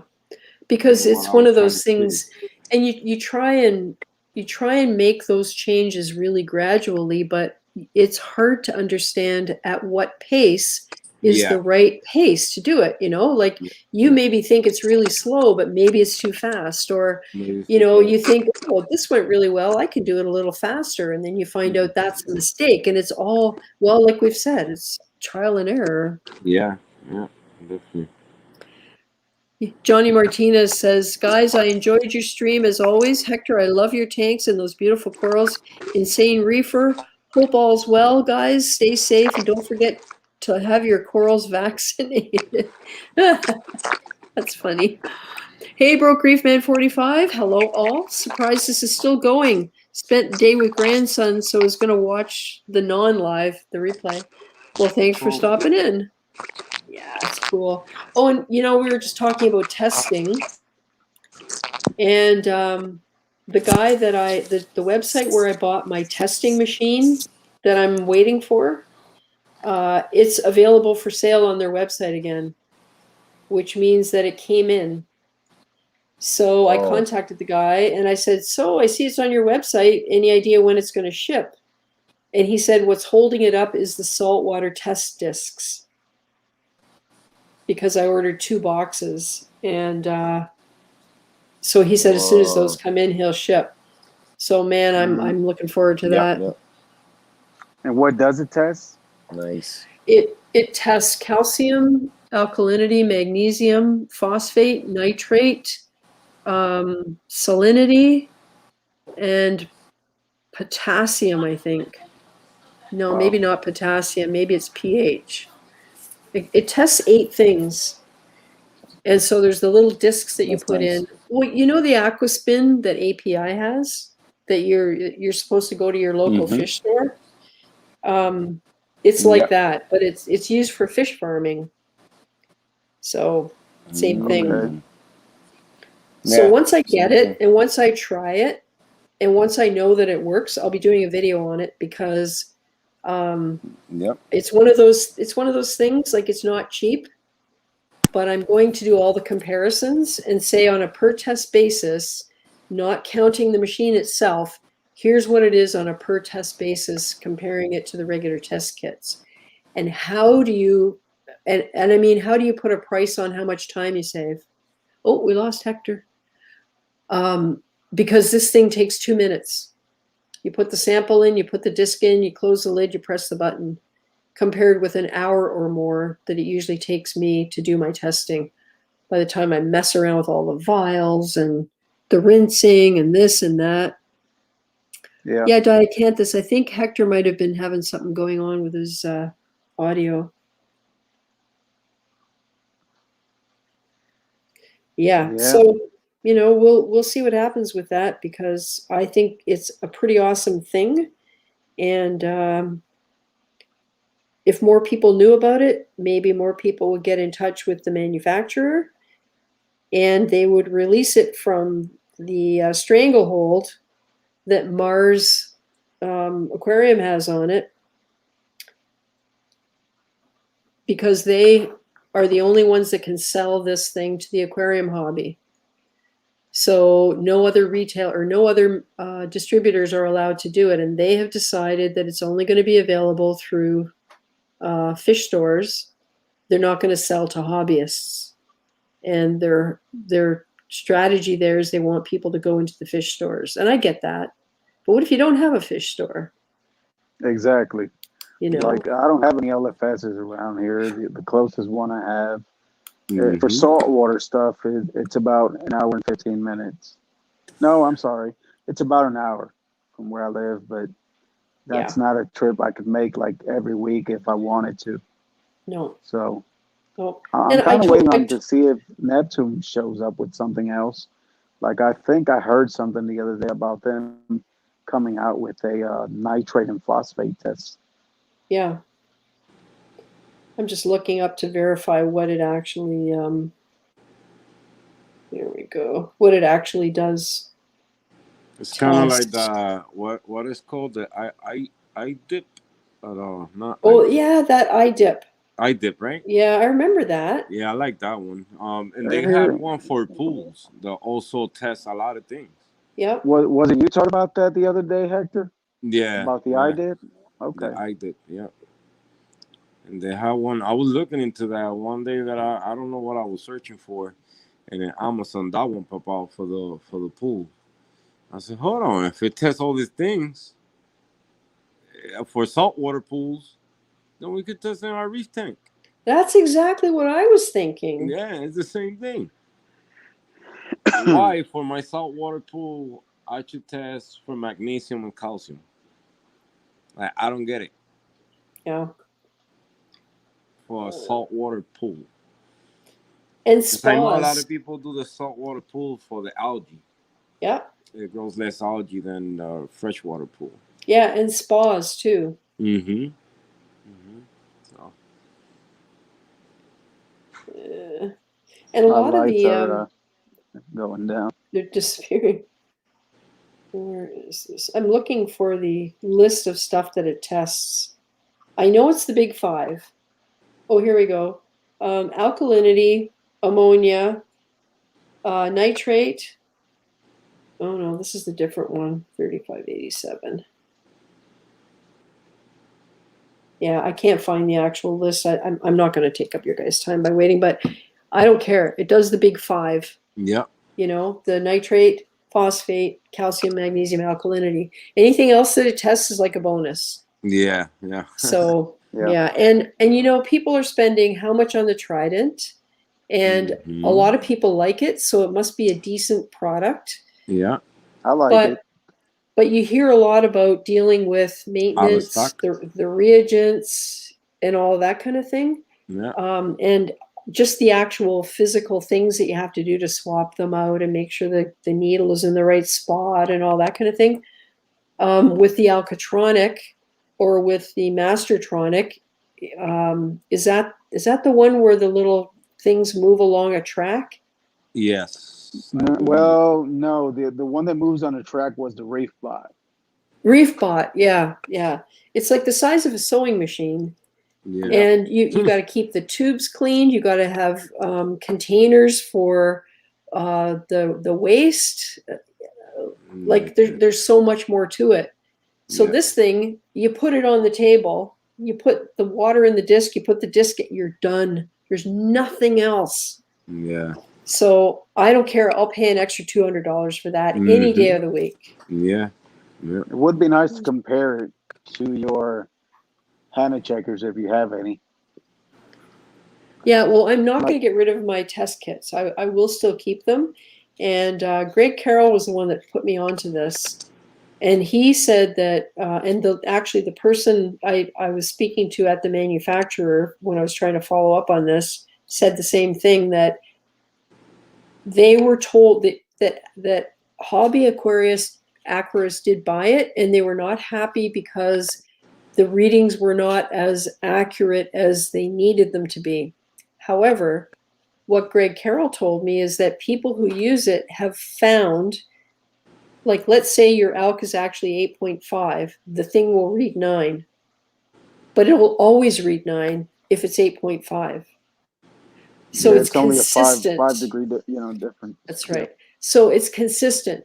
So the thing is, if you get a reading of 9, you can apply a factor to it, a percentage or whatever, and get the true reading, because the variation is always consistent.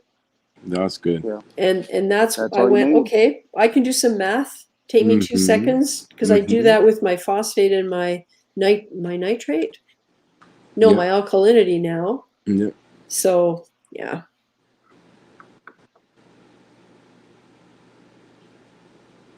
But it sounds more like the Mind Stream, something like that. Oh man, I was saving my money for that. I would have been all over that if they could have figured out a way to actually do it. And the only weak point was the monthly subscription for the test, for the discs. Yeah, I think it was like $30 or something like that a month. Yeah. And you put that in the thing, and that would be good for a month, and then you'd have to replace it with a new one. So was it budget thing or something? No, it was more like availability. I was concerned about availability, A, in Canada, and B, what if the company went out of business and you'd be stuck with a paperweight that you couldn't use? No, not for you though. Not for you. I'm saying the company per se. Oh. Is what I'm saying. Oh, what happened to them? What I'm saying is the reason why they went out of business, was it a budget thing? I don't honestly know. I don't think it's ever really been revealed. They spent probably like 12 years on this thing.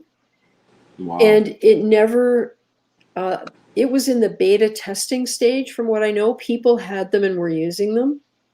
So I don't know whether they did run out of money and couldn't attract any more investors. I think I did saw ReefGrrl with one in one of those shows. Yeah. Or Reefapalooza or Magna. He did a video on it. I remember that. Yeah. Yeah, it's on disc, like the ones you put on a microscope, kind of. Yeah. Yep.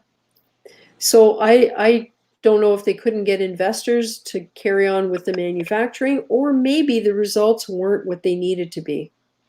Yeah. Probably. So, maybe it wasn't performing to where they felt they could actually manufacture it. Yeah, the accuracy wasn't there. That's crazy. If it's always giving you the same reading, Yeah. for me that's a good product. Yeah. Yeah. So, we'll see. And diacanthus trends are pretty much always more important. Yeah, that's one of the things I liked about when I got the Hanna calcium checker compared to using the Salifert. Because the ranges of the results in the Salifert were, I can't remember if it was 20 or 30 units between readings, between colors.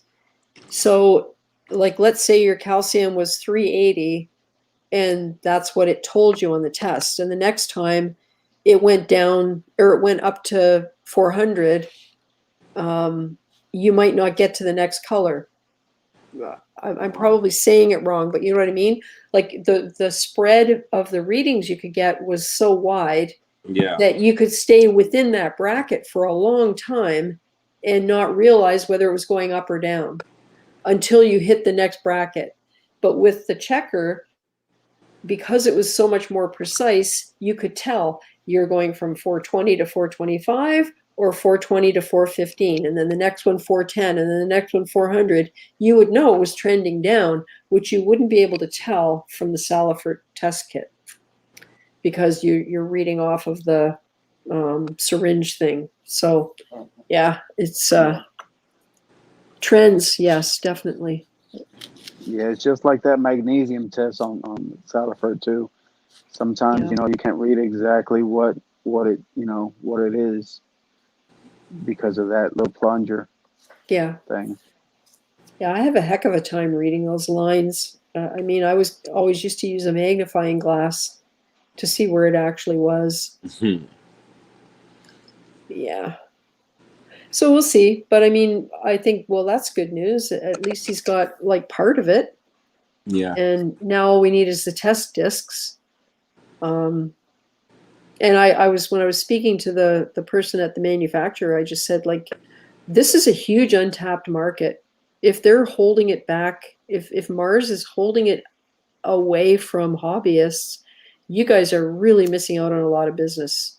Because especially reef keepers, like, we spend stupid money on things. Yep. But when you come along with something, with something like this that actually can save you so much time, you're going to do it. You're going to use it. If it's just 2 minutes, rather than go, oh, geez, I don't have time, or I don't feel like it, or I got to get all those stupid little bottles out. Yeah. Get the boxes out, get the little vials, get the reagent, cut the pack open. Yep. Yep. I've just learned not to care as much testing because I think it's helping me out more, and it's waking me up as far as trying to get my corals all colored up and pretty again. Yep. And Yeah. And I think when it comes to not testing because you can read your tank, I think people reach that point at different stages in their hobby experience, because all of us have different levels of perception and attention to detail. And some people are really attentive to detail. I'm really detail oriented myself, and others are not so much. And it doesn't make them less good at what they're doing.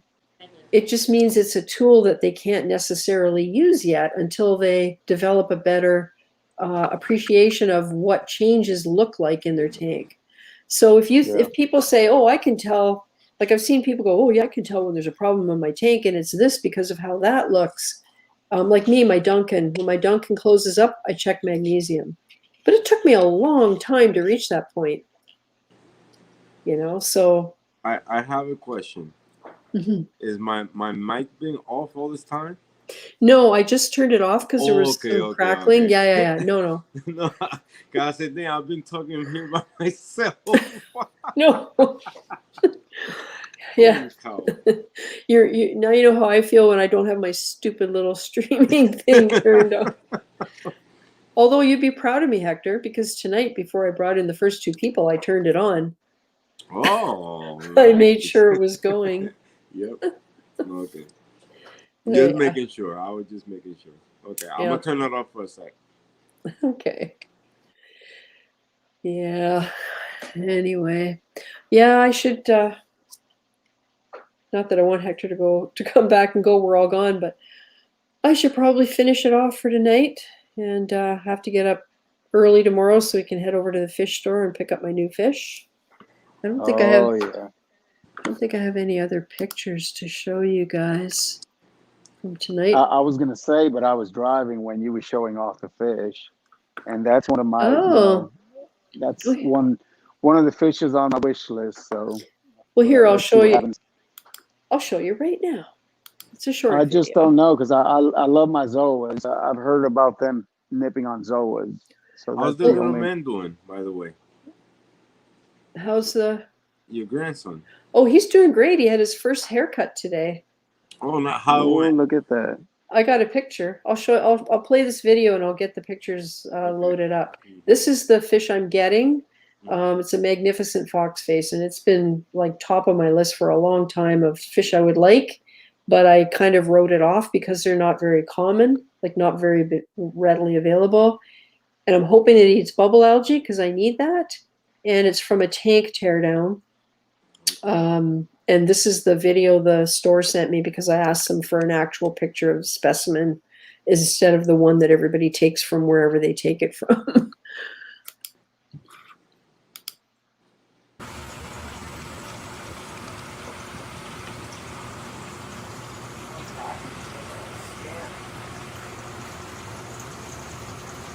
Oh yeah, that looks good. That's real nice. It looks nice and healthy. Yeah, I hope so. He's probably a little freaked out right now, and his fins aren't full yellow. I don't know how old a fish it is, but it looks a decent size. Yeah, it looked kind of like a juvenile. Yeah, with the yellow not fully filled in, but Annie mentioned about stress colors, and Okay. But it's putting possible. it next to the sulfin tank, it's kind of small next to the sulfin. Yeah, So. yeah, and I don't know what size that sailfin is, but if it was a tank teardown, chances are it's a pretty good fish, a pretty big fish. Let's see, I got two pictures. And so that's two pictures. And I'll also show you this video, and you can get an idea of what his hair looked like before he got it cut. Did he stay still? Well, you'll see what they do. Okay, I'll let you know what he did. 10 seconds. Yeah. There we go. Okay. All right. So let's do this. So here's the little fella with his, we babysat this week one morning because he got kicked out of daycare because he had the runs. So he had to stay home for a day. Yeah. Yeah, they get kicked out of daycare now for anything. Wow. That's not completely, perfectly, 100% healthy. Yep. So That's crazy. There he is. Look at the hair. Oh, hopefully next week I'll know if I'm going to be a granddaddy or not. So. Oh, really? That's cool. Yeah. Look at that. Yeah. So he's he's very, very much got a full head of hair from when he was born. Like, I don't think he's had a haircut at all. Oh no, actually I'm wrong. He did have one haircut. So what have we got here? I think, see what that one is. I should have uploaded these before, but I didn't.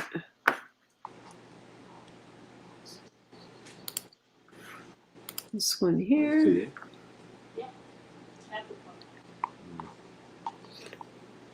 Oh, I keep getting the same picture. What am I doing wrong here?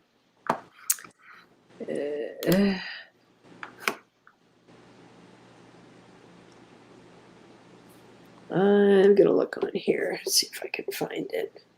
My daughter sent me these pictures, so I tried to get them from her message instead of downloading them onto my computer. And I don't know what the number is. So maybe it's this one. And because you know how when you download it, it downloads it in the order of the time the picture was taken. Yeah. Yeah, that's so I gotta figure out when it was taken today.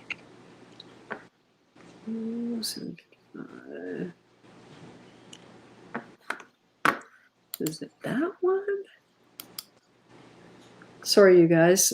Spending okay. all this time looking Oh, for you're it. fine. No, I'm gonna try this I'm again. in no hurry whatsoever.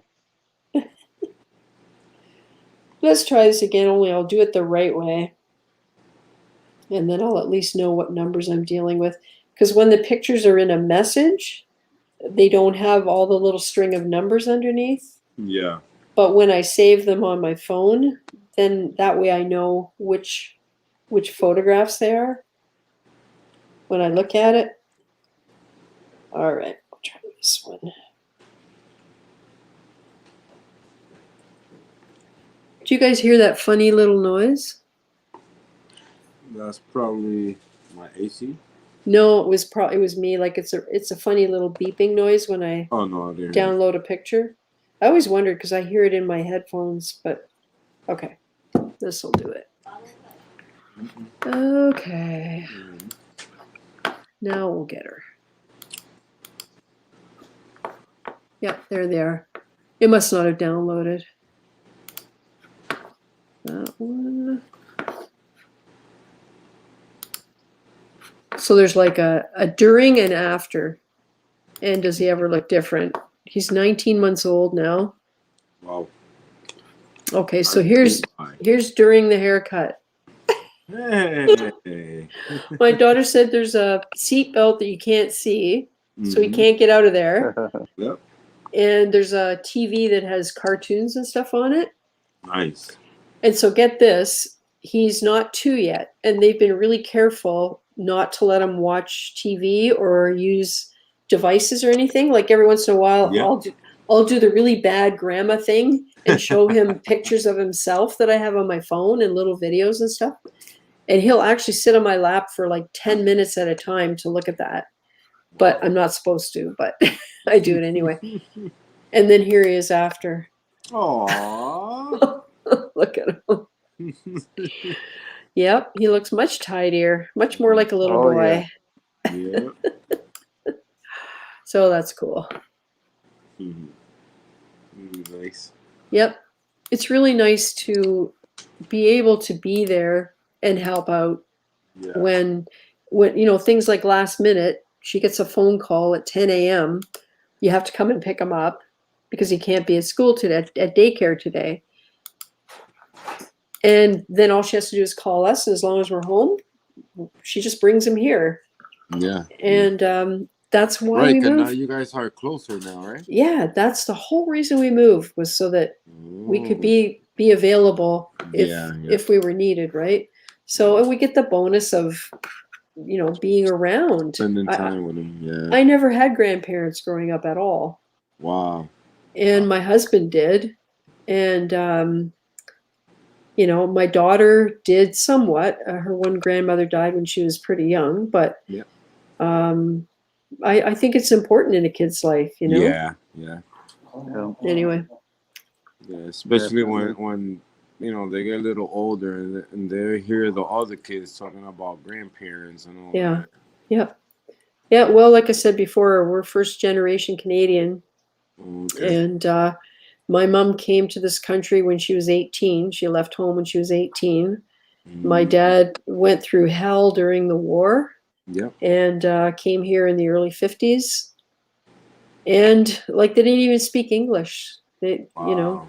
so no family. They had sponsors and some friends, so that was good. But growing up in that circumstance where, you know, I was probably 5 before either one of them could speak English fluently. Yeah. It's, you know, it's hard on them. Yeah. Wow. Yep. Anyway, All right. I can speak English now. Hey. Yeah. Me too. Yeah. You know what, Hector? Your English has got so good over the last several years. I remember your early videos. You used to Oh, man. apologize for your English. Yeah.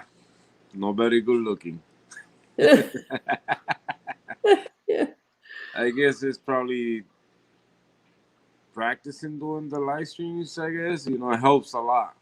Yeah. To express myself a little better. Yeah. So, yeah.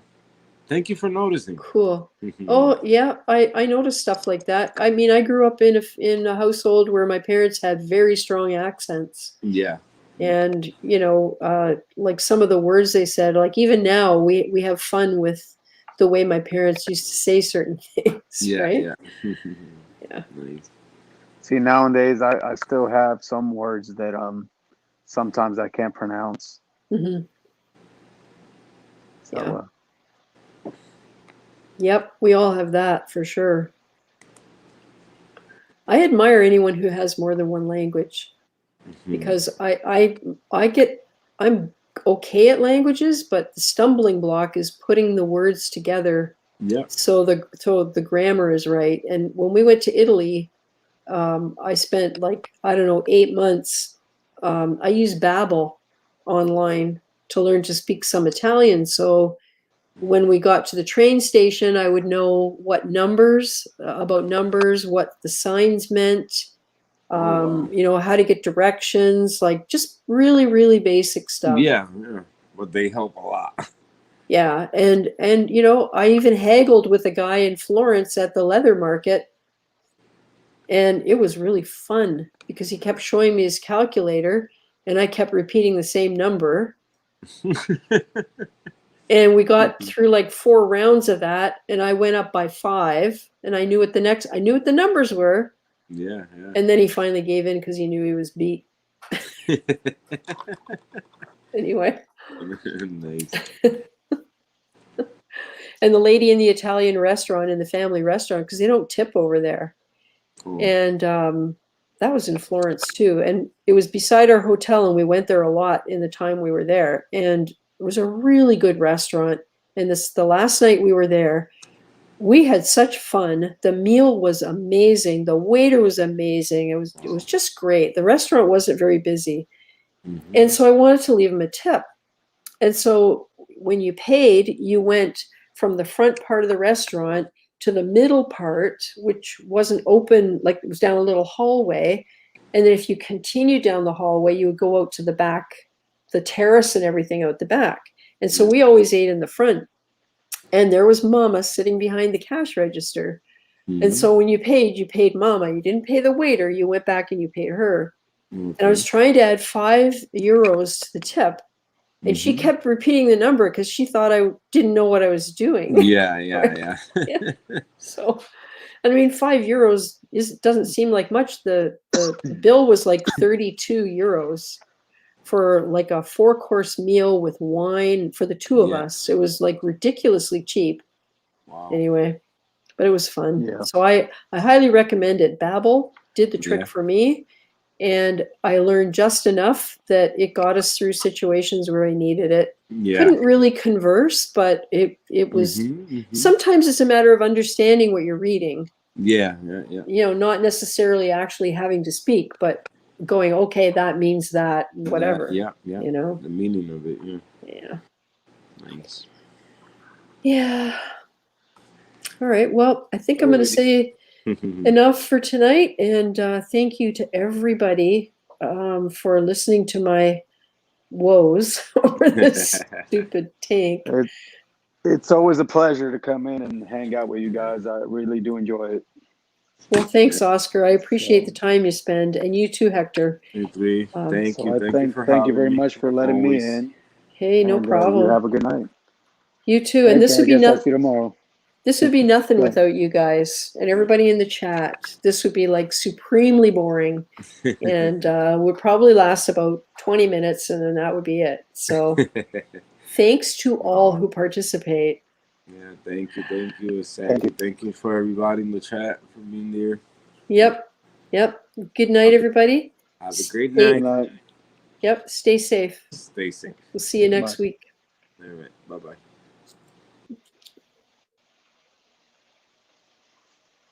Okay, so I guess we're done. And everybody take care of yourselves, and we will see you next Saturday night at 8 o'clock. And if you're watching the replay, thanks for sticking around because I appreciate that. All right. Good night.